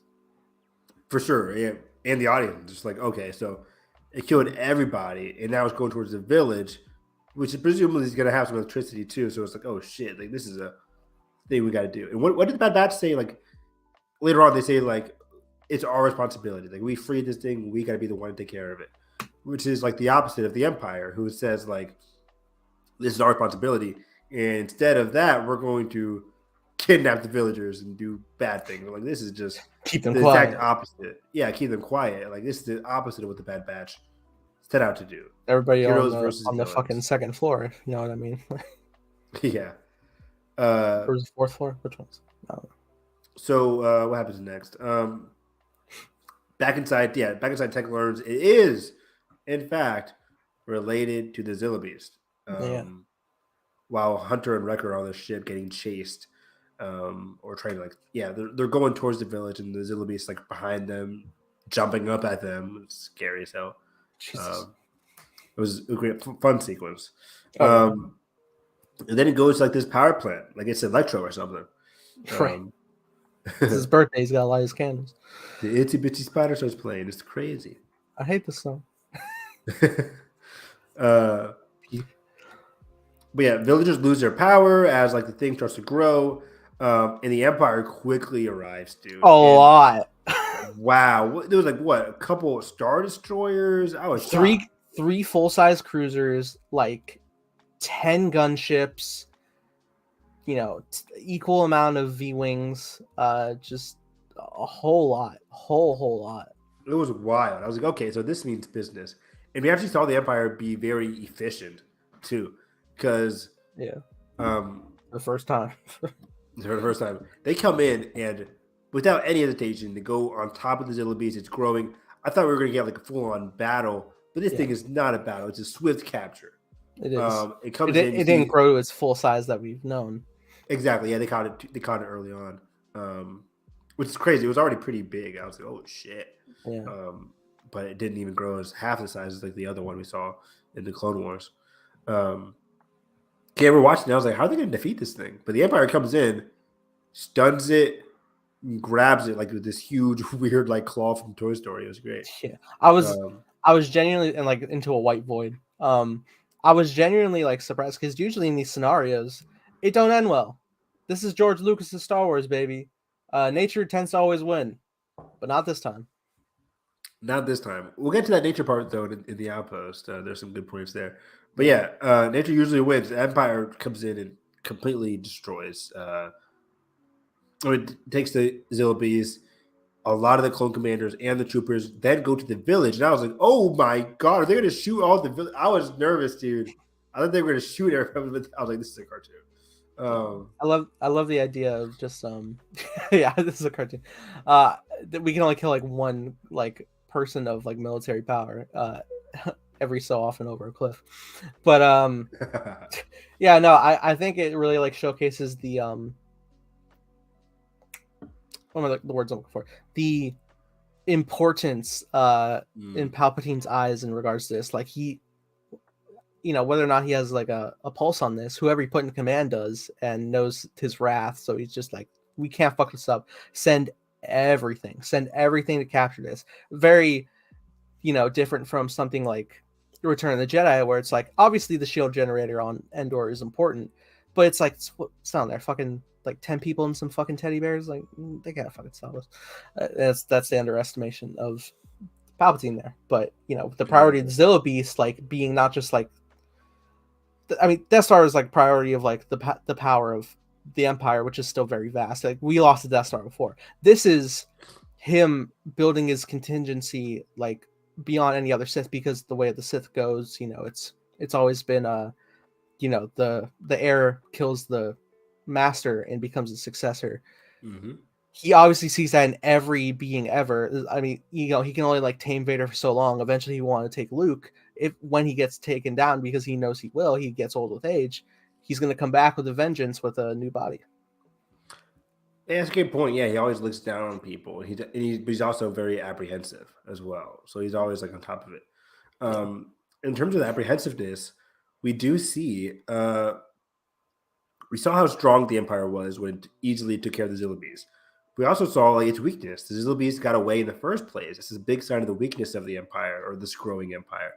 And because these civilians just so happened to see the weakness of the Empire, they saw a mindless creature escape from the Empire. They have to be taken away, because how dare these people see like the Empire and what they're up to? They got to get taken away, possibly killed, put in cages or whatever. It's just very ominous. It was just such an ominous shot of like the Empire coming in, swooping in, and just hurting these people for doing nothing wrong except just witnessing the Empire. You literally could have like the Empire literally could have billed themselves as what they marketed themselves as just like protectors of the galaxy, and being like, oh, we defended this local village from voice crack, Jesus, defend this local village from this monstrous attack. Don't worry, we look out for you in the galaxy. Join the Empire today. We got a lot of stormtrooper armor available now. But Yeah, no, they're just instead, fucking yeah. evil. You're right. They could have gone like the simpler lie route, but no, Yeah. we're gonna take you, because you No, saw, yeah, no risk. And I guess that's again the importance Palpatine sees in this creature and keeping it under wraps is just like no yep, exceptions, no. I'd imagine no survivors, which is dark as hell. exactly. Oof. Back on the ship, Tech learns that they destroyed Camino to fully control cloning projects. Right. Camino was on Yeah. top of the cloning projects. They realize now that Camino's gone, the Empire was full control. But just because they have full control doesn't mean they mastered it yet. Which is what Lana Sue says later on, is where he's just like, you're in charge of cloning, but you guys don't really know how to use it yet. You don't really know how to effectively. But yeah, so they sent that data to Echo and Rex, and it was a very important episode here. As we reach the end here with the Bad Batch, this episode's called Metamorphosis. Obviously, with the Zilla Bees, it's physically changing. The title really reflects like the metamorphosis of the Zilla Bees from its smaller form to a bigger form. But it also could go in the way of it's a metamorphosis for the changing of the Bad Batch, in a sense, right? Yeah. Where they learn of this stuff, where they learn deeper context into the destruction of their home, Camino, the Empire's nefarious ways, their plans here. They actually saw a physical embodiment of their plan in a cloned Zillo Beast that threatened the lives of everybody around it. Yeah. What do? They send that data to Echo and Rex, people who they know can get the job done. But also for them, for Hunter, he's grappling with not just being able to escape the Empire's reach. And again, we've been talking about this all season, where the Bad Batch has to struggle with escaping from the Empire and charting their own unique path. They've been kind of like back and forth between helping out people on Coruscant, which is basically only because of Rex, and then just trying to find their own route, surviving basically. But they got to do more. They got to physically and metaphorically change. They got to change their ways. And I think with the knowledge of the Empire's fully always going to be on top of them, the Empire's place they just can't escape from. We mentioned this a lot on Andor, where in Andor, and I forget what chapter it was, but he was on the beach trying to escape the Empire, but it was futile. The Empire is always going to be there. It's an ever-present thing. They're always going to be there. They're always going to lock you up for doing shit you didn't do. But just like in here, like they round up the villagers, just like Andor, for doing something they didn't really do. They didn't do anything. Yeah, was it episode 4? Was it that early on? No, I don't know what episode it was. I think it was like episode 6. No, 7, 8. Oh no, yeah, we had to go through the 3 arc heist first. Yeah, so 7. 3. Yeah, so definitely 7. Or was 7 the break? I think 7 was a bridge where he got kidnapped. Then it was 8 and 9 and 10 on the prison. But yeah. I just like to, again, Hunter grappling with not being able to escape the Empire's reach. It's always going to be coming, and that we know, with Hunter grappling about the Empire's reach, the Empire's now focused on them as we get to the end of this episode, where what's it called? Where the Doctor, who's our true villain, points his targets towards Omega. As Lama Su says, finding her is a motivation to get what you want towards threatening Nala Se. Because again, Nala Se was the Kaminoan who was locked up. Lama Su is the one that is out for his own selfish interest, and says Omega is the one they have to go after. So again, the Bad Batch trying to escape. They can't, because now the Bad Batch are targets of the Empire again, which they haven't been for a while. The Rampart knew they were alive, but didn't for really his do own anything skin. about it. Yeah. Yeah. He kept that under wraps too. Which is a beautiful thing that comes back in the following episode when um Or Crosshair is asked about mentioned what yeah. happened to his crew, and he's just like, they're gone. They're gone. Whether that's protecting them from the Empire, or he really believes like the idea of the family he had and the life he had is gone, which is Yeah. never gone. No one's ever really gone. No one's ever really gone, as we'll see. But yeah, great point. Overall, I really liked episode 10. Yeah, Really good. And again, 11. or 11, Jesus. I really liked it because again, the Bad Batch are going through their own hero journeys, um, just like Bo-Katan. They're reluctant to answer the true call that they know they need to do. Like their home planet, Camino. They learn some more about the Empire's effects on Camino and what its true plans are. This is their purpose to go after the Empire for what they did, especially with them cloning. Like they are clones, so they Yeah, got to stop the Empire towards doing more nefarious things with cloning processes. And I think that's going to be their legacy in terms of the Bad Batch and like the Clone Wars of it all. It's like clone liberators.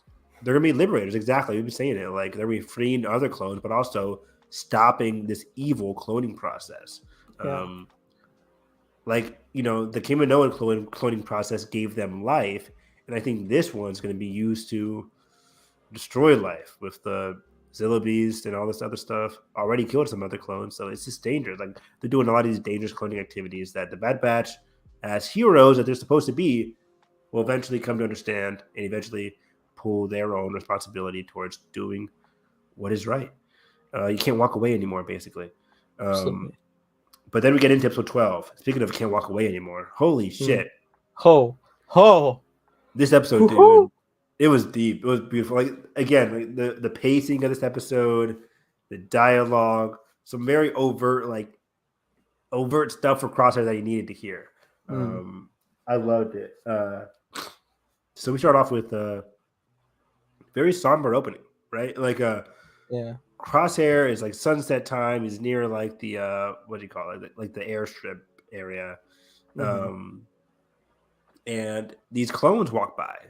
And they're getting escorted by an Imperial officer, and they've been decommissioned. As we know from the mid-season finale, the Bad Batch failed. The decommission process went through, and all clones are being decommissioned now. It's inevitable. And Crosshair is physically watching these people who are decommissioned say, "What are we meant to do now?" And it was just like, oh my God, this is the theme of the season. What are we meant to do now? What do we do? What's our purpose now? And the Empire just shrugs their shoulders like, oh, bye, basically.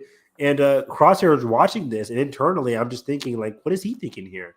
Is he thinking, like, I don't have to worry about being decommissioned because I'm special? Because I'm better than the other ones? I mean, he initially, like, prided himself over being special with the Bad Batch and being different from other clones. Yeah. Is he using that mindset to be like, I'm not going to be decommissioned because I'm useful? I mean, that's why he's here, right? To make himself useful for the Empire, to follow orders. Right. So what's he really thinking? So I really like that. We don't get a lot of Crosshair's thoughts in this episode, but his actions really convey a lot. Yeah. And then we're introduced to the just I hate him. Evan. Oh, okay, yeah. Lieutenant Nolan. Evan, he's just the biggest fucking C word. Yeah, oh boy. Yeah. Oh. C word, B word, a-hole, he's the worst. Prejudice as hell. Awful to Crosshair. Like immediately when he comes over, he's like, you're out of uniform. It's like just he's out of uniform just because he has his helmet off. Like, oh my God. Yeah, like, wait, what are you talking about? Like, what are you doing here? And again, we're like, Crosshair, this guy is awful to you in just the first meeting alone. Like, what are you trying to do? What are you trying to do here? So again, I just love this whole first part of the episode because it's like getting us a taste of a bad Imperial agent, Imperial officer, and we have Crosshair. I'm like, Crosshair, are you gonna follow this guy? Really? Like, why? Like, why are you doing this? I wrote my notes here. possibly like his greatest fear is being aimless, basically being like those clones in terms of like, what are we supposed to do now? Like, what am I supposed to do? I think his greatest fear is not having that structure. He needs that structure. He needs that constant like ability to be useful for the Empire. Because without that, what does he really have? I compared him to like the clones in that bar in the mid-season finale, where they're screaming at the Senator Tucci, being like, "We don't want to be decommissioned, and we don't want to be out of the war too." And she kept saying like, "You got to think what's happening out after the war." And they're like, "We don't want to be out of the war. We were birthed for the battlefield. We want to stay on the battlefield." Yeah. And at the time, I was like, I understand that for them, even though Senator Tucci was doing what she thought was right. And eventually, they listened. They were like, "Okay, fine. We'll follow what you have to say. We'll consider what's next." Crosshair is like those clones in the bar, but he can't consider what's next. He can't consider his life outside of the battlefield. So he's going to do whatever he can to stay on the battlefield, even if that includes staying with this awful Imperial officer. So again, it's just teeing up like, how far is Crosshair going to be willing to go, even meeting the worst of the worst in terms of this Lieutenant Noland. How far is he willing to go in order for his pride to be kept intact, in order for his purpose to be kept intact, before he changes, before he goes across his own metamorphosis? And this episode kind of answers that for us in terms of really showcasing somebody at the end of their ropes. And let's see here. Lieutenant Noland. We make it to this cold, desolate planet called Hoth. But Hoth, yeah. Ilum. That'd be funny if they were on Ilum. I would have loved that even more, probably, because given all the symbolic meaning on Ilum. Yeah. Icy Planet is called Barton 4. Their mission to return or to safely retrieve some cargo and protect it, basically, and bring it to the Empire. And I said in my notes, like, the Ice Planet is very symbolic of Crosshair being like very frigid and cold and resolute and isolated, right? Like, he's now isolated from the Bad Batch, whether that's on his own doing or whatever. He feels like, I'm going to mention this later on, but he feels like the Bad Batch left him, as he said in the mid-season finale, but also he willingly left them behind at the end of the finale. So he says, or he's a very just rigid person. He follows these rules. He's very stoic, right? Just like this Ice Planet. So again, I love this whole symbolism there. But just like the ice needs sunlight to melt, we come across one of the best clones we ever come across, who's very much the polar opposite of Crosshair in a lot of ways. Commander, whatever his name was, Mayday. Mayday is a real one. I instantly, like, he's one of those clones you can like instantly gravitate towards. He's felt very human in terms of like his interactions with Crosshair that we'll get later on, but also his interactions with Lieutenant. They meet Mayday, and he's like, "Where are the rest of your men?" And Mayday is like, "Well, they're all dead." And I compare it to Crosshair because I think he says, like, we've been here for 34 plus rotations. 32 rotations. And the Empire never came. They never listened to our distress calls. I think that was like overdue. Like, they were overdue 32 rotations. Exactly. And Lieutenant's like, well, the Empire doesn't run on your time. We got more important things to do. But now we're here. And this is very much just like Crosshair. I think purposely they're trying to compare this to Crosshair, who was left on Camino for over 30 rotations, but then he comes back to the Empire, and even Ramparts laughed at him, being like, "You stayed there and you're now with us. I mean, thank you, right? Sure, shit." But yeah, Yeah, I'll let you stay in our ranks. right? Like he's got to Crosshair and it's like, Crosshair, what are you doing? But this one, Mayday, unlike Crosshair, who kind of like just obediently did Rampart's orders, Mayday isn't really listening to Lieutenant Nolan. He's like, you can take a look around, but it's just three of us, just me and these other two guys. We don't, yeah.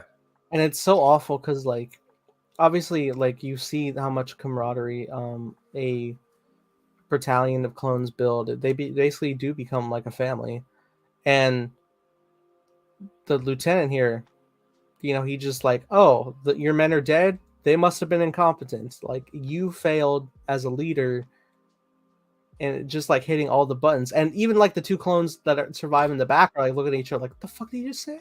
And Mayday's keeping a cool head every time with like the best retorts. With the best retorts, because he's obviously upset, and he can tell like Crosshair has seen a lot of clones die, but that's why Crosshair is kind of like isolating himself, so he doesn't have to go through that pain.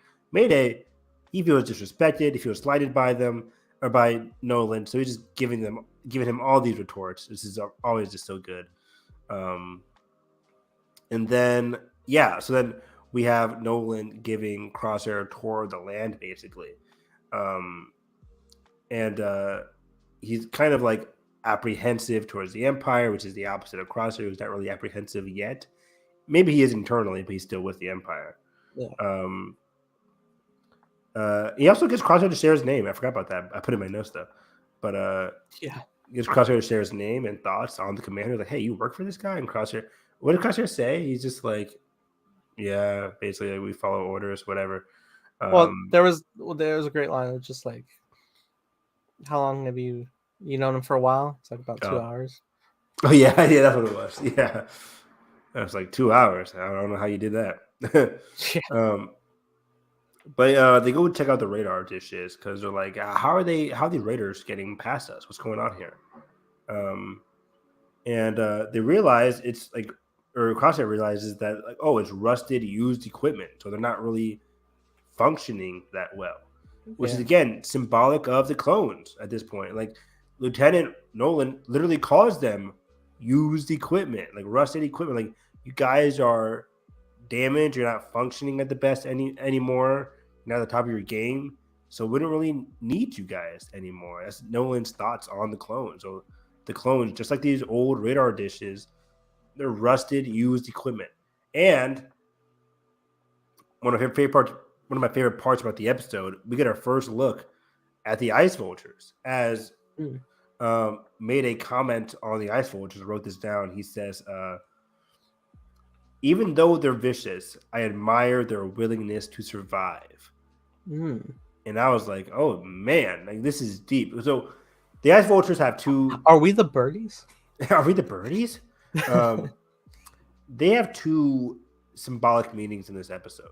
One is more obvious than the other, but one is that like they are the looming threat of the Empire. They're a constant threat. They're never going to go away. They're always going to be there. That is the Empire, at least in this period in time. They're always ever-present danger, just like vultures are. They're predators, or vultures are more so what are they called? Scavengers. Prey on the prey. They prey on the prey. But regardless, in this case, they're predators. But also, Mayday's comments on the vultures being vicious, their willingness to survive, that's also a parallel towards Crosshair, who made it. Yeah, he's also a very vicious person. He's killed a number of different people, but he's also like willing to survive, and he do whatever he can to survive. Basically, that is Crosshair in a nutshell. He's a very vicious person. So it symbolizes Crosshair and it symbolizes the Empire. But then, what do we get here? We cut back because the alarms start going off, and the outpost is under attack, basically. So Crosshair goes outside, goes onto his infrared lens, sees all the explosions, and sees one of the clones gets killed by the explosion, but another raider is running away from the explosion. Crosshair Right. manages to shoot the Raider. He gets outside, realizes the Raider escaped.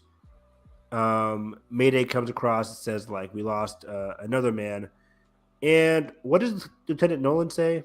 Well, first off, like he said, both the men got taken out, so he doesn't have any men left. Yeah, so now he has no men left. Mm-hmm. And Nolan doesn't give a shit. He Yeah. doesn't care. What he really cares about is we're losing more cargo, and you got to go rescue that cargo. Yeah, it was just like, you have to do this. Oh, you don't have any men? That's your fault. That's your problem. I'm not gonna risk my men and leave the outpost vulnerable. Fucking Yeah, idiot. I hate this guy. But again, Mayday is deeply affected by the loss of his comrades, unlike Crosshair, who, I mean, I think Crosshair was, of course, affected by the loss of like losing Clone Force 99 and separating from them.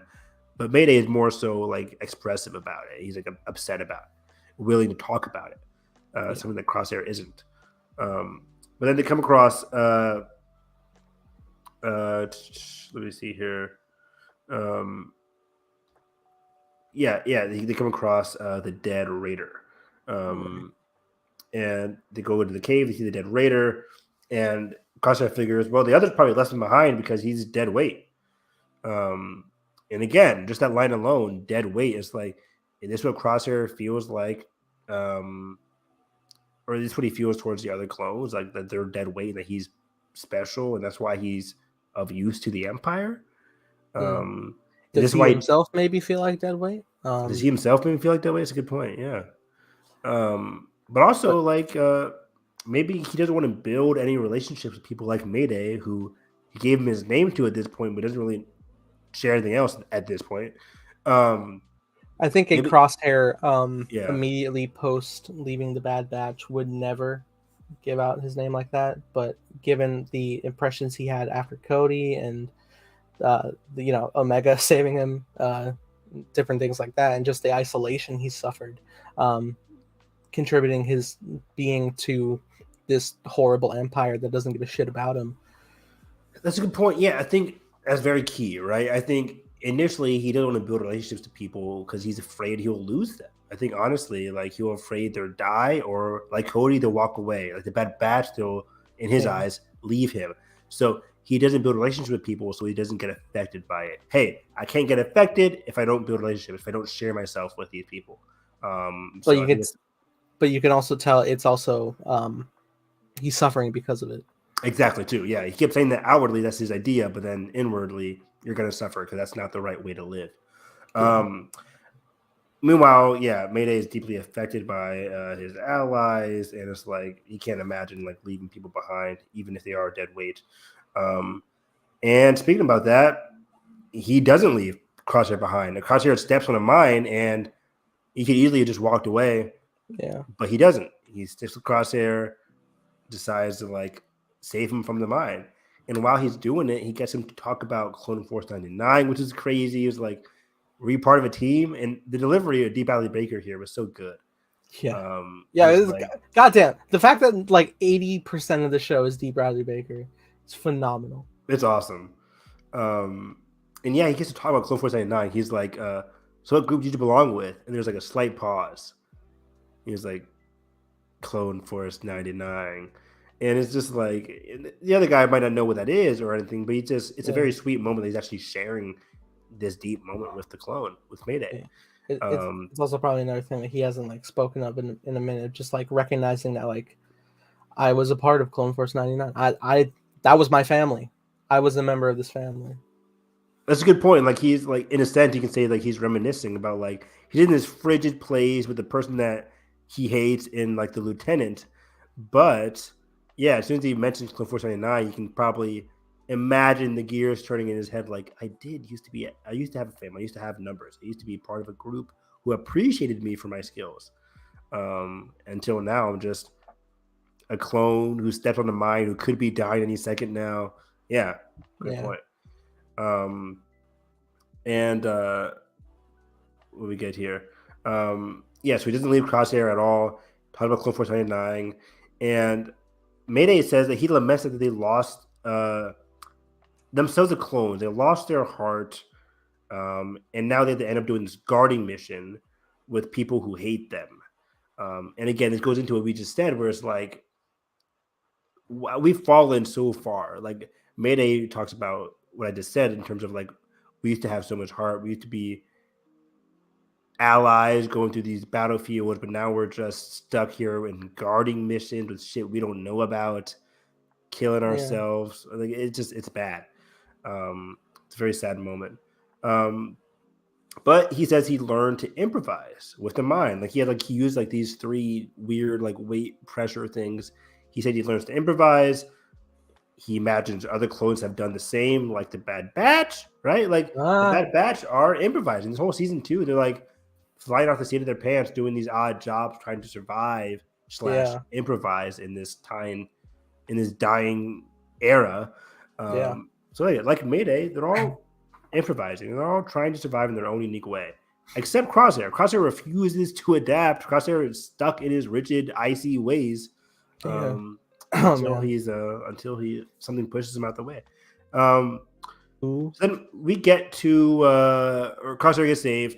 We get to the Raiders. We get a cool action sequence, basically just them getting destroyed.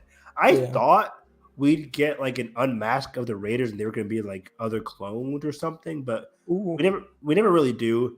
But I don't think that's really a negative of the episode. I think it's just like these Raiders, no matter if we didn't know them, unfortunately they had to die because they killed other clones. But in the world view of it all, they were just people who wanted a comfortable way to live. Like they were living off of like clone armor, right? Like they were just in a bad environment just like them. They just wanted a way to live. Of course, they were violent about it, and violence begets violence. So they died. But it was just very sad still. They're just like, damn, like these people were just trying to stay warm and survive as well. But the important part is we realized what was inside of the crates. Proto Stormtrooper armor. Wow. All that for hunks of plastic, man. It's crazy. God. Wow. In a sense, these two people, Mayday and Crosshair, realized, well, they lament that they were stuck in the past. In the cave, they were saying like, we've lost our way, basically. And now they're risking their lives to defend the future that's overtaking them. They were sent out to collect the nails of their own coffins. Oh my God. Yes. Yeah. It's awful. It's dark. It's depressing. Like this whole season really is like what's next for the clones. And this episode is telling us like the clones are gone. And this is something we realized from the mid-season finale with the death nail, basically. But yeah, in here, Mayday and Crosshair, they're like picking up the Stormtrooper armor. It's like, is this the future that we are risking our lives to protect? A future that is going to happen, and we're powerless to do anything about it. In fact, we're risking our lives to continue it and make it happen. It was just crazy. That was a great reveal. Great idea here. So it's like we get a great line from Mayday here. He says, and it's slowly different. It's slowly this time, and it's different from other ways we heard it, where he says, "We were good soldiers. We followed orders, and for what?" Oh my God, that line again. D. Bradley Baker, fantastic this episode. That's cinema right there. Because you can really hear the pain in Mayday's voice. Again, Mayday is a character that lost a lot of men in this frigid BS planet for clone trooper or for stormtrooper armor, for armor they're not going to be even able to wear, that they could have worn, but the Empire didn't even tell them about it because like they're sitting here and scrounged up old improvised clone trooper armor on this icy planet, and they could have used this armor, stormtrooper armor, but they weren't even allowed to look inside. So it's just crazy. And again, this stormtrooper armor is a physical reminder of their future. It's always going to be there. The Empire, just like the Ice Vulture, again, is looming overhead. Mm-hmm. It's a threat that's always going to happen. And for them to actually feel the physical stormtrooper armor, it's here. The future is now, and they can't escape it. Something else they can't escape, nature. We brought this up in a couple minutes ago. with the In our last few minutes. in our last few minutes, whatever. But we brought up like nature. You can't escape it. And nature is always going to be there to push heroes and villains and do a lot of different things. Nature, in this sense, the avalanche, you can't escape an avalanche. It's part of nature. It's there. That it's just like the Empire. It's coming. You can't run from it. And Crosshair is unable to run from it. But we get a quick sequence of Mayday sacrificing himself to get the brunt of the hit. Pushes Crosshair out the way. Crosshair gets taken over by the avalanche, but is in a better position to survive it. While Mayday gets just overtaken by the avalanche. And oh my gosh, like I've watched so many like documentaries about avalanches too, and it's like, oh god, if those things take you, like your odds of survival are just so low. Yeah, I was like even trying to process myself, just like, God, if you're in that scenario, like, oh my god, what can you even do? It's gnarly, dude. And he wakes up without his helmet. I think this is important. I think narratively, the showrunners are like, okay, we're gonna use this avalanche to physically push the helmet off of Crosshair. Crosshair is unable to actually do it himself. Nature has to get in the way, push the helmet off of Crosshair. This is very symbolic of Crosshair. Yeah, there's no hiding behind it anymore. Exactly, 100%. There's no hiding behind it anymore. You need your human self is actually shining through now. You're not just an ordinary clone. You are Crosshair. Your face is actually out in the open, and he doesn't pick the mask up after this moment. He carries Mayday out of the way, and he refuses to sacrifice Mayday. Mayday, in fact, sacrificed himself to save Crosshair. And, you know, we mentioned, like, oh, he's dead weight. That's why the Raiders left the other Raider behind. But Crosshair now feels differently. He shared a lot with Mayday. Yeah. He doesn't feel like Mayday is dead weight. He saves Mayday, or tries his best to save Mayday. Yeah. Carries him all the way back. Carried him all the way back. And I'm like, oh, shit. Like, this is crazy. We get there. I assume these are all stormtroopers now, right? All of them, like all of his men, all of his troops are stormtroopers, fully taking over the compound. Yep. Transporting the cargo. And Nolan walks up and refuses to save Crosshair and Mayday. Yeah, refuses. More so, Mayday needs it. Refuses to give him medical attention because it would be a waste of resources. Waste of resources. Wow. They're not people to them. The clones are not people in his eyes. Nope, they're just resources. And this part very much reminded me of the ending of All Quiet on the Western Front. I'm about to watch that. It's a great movie. I don't want to spoil it too much, but in essence, like in World War One, these are soldiers who are basically killing fodder. The generals know it. Go out to no man's land, die for your cause, even though your odds of survival are very low. But you have like this nationalistic patriotism to do what's right for your country, right? Yeah. But then you quickly realize you're just one cog in the machine. You're less than human in a sense, right? Where you're just a pawn in the greater game. Exactly, you're a pawn in the greater game. And the sad part is, there's a second war 20 years later, so it doesn't really matter. That's fucked, man. Like if they fucked. had that knowledge. I mean, obviously they wouldn't, but like anybody who would have like such a knowledge, just like Jesus fucking, that would really like shake up your whole worldview. Exactly. Hell, we're kind of in that scenario right now, aren't we? Just like, you know, the war, the Clone Wars are over, but the Galactic Civil War is on the horizon. It's on the horizon, exactly. And for Crosshair and Mayday, they're just cogs in the machine for this endless war, this endless conflict.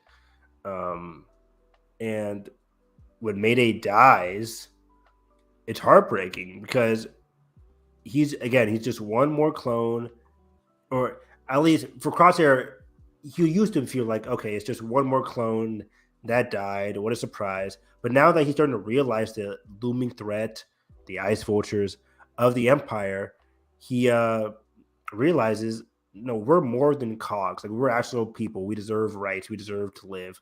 And Crosshair gets upset. And Nathan, oh my God, this shot, fantastic. He looks at Mayday, looks up at the sky.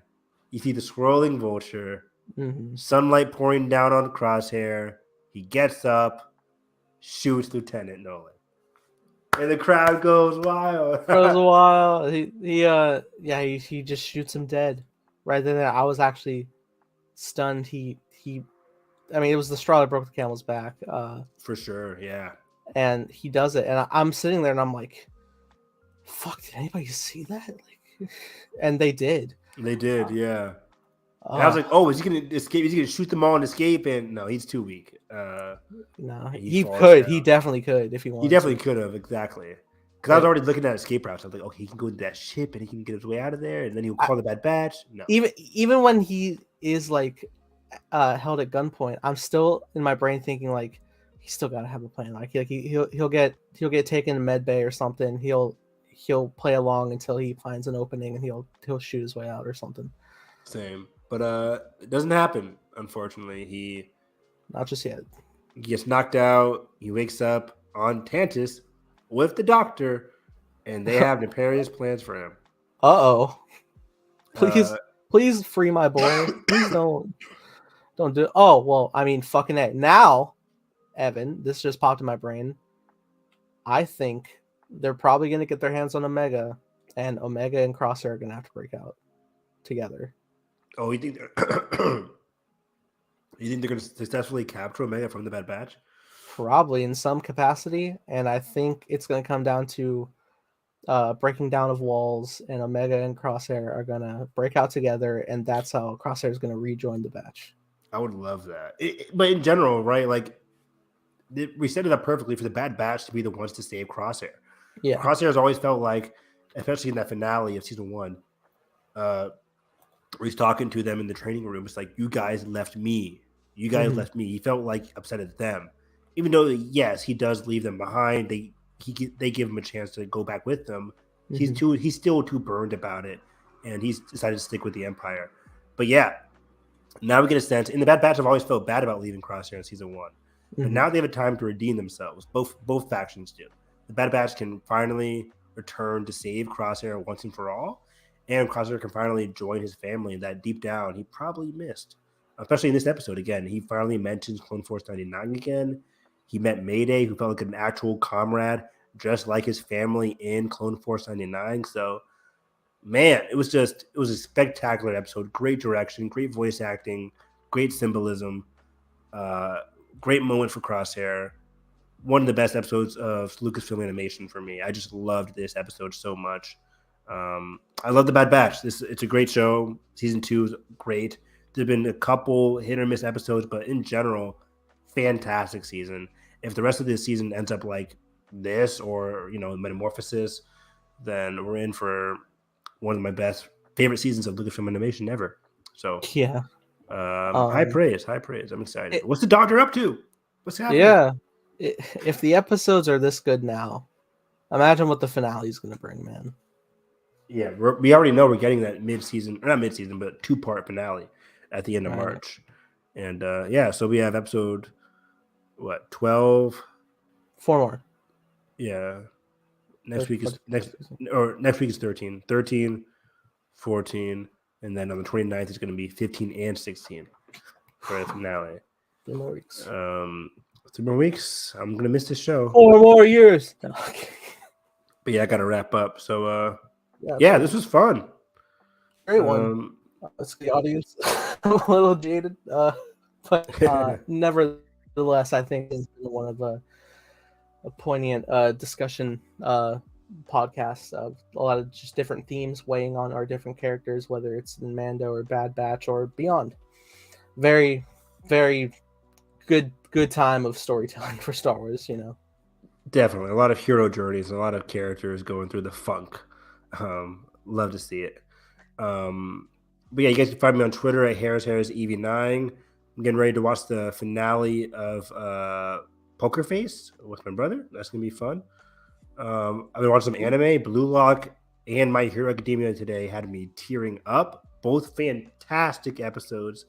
I love this part of My Hero Academia. It's just a very dark but emotional era, or I guess arc. But then Blue Lock was just phenomenal as well. So love it, love it. TV is on fire these days. And yeah, again, Harris EV9. Nice. You can follow me at _TimeBlazer, making a show called Time Blazer with creative consultant Evan Harris.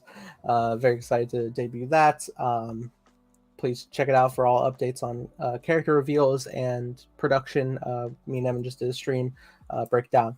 The larger info about all of it, so you want to know more about it, please check that out. But that being said, if you enjoyed our podcast, hit the like button, subscribe not already, ring that bell so you don't miss future episodes covering Mandalorian, Bad Batch, and future projects of Star Wars beyond. And that being said, I hope you have a great day. May the Force be with you always. Bye.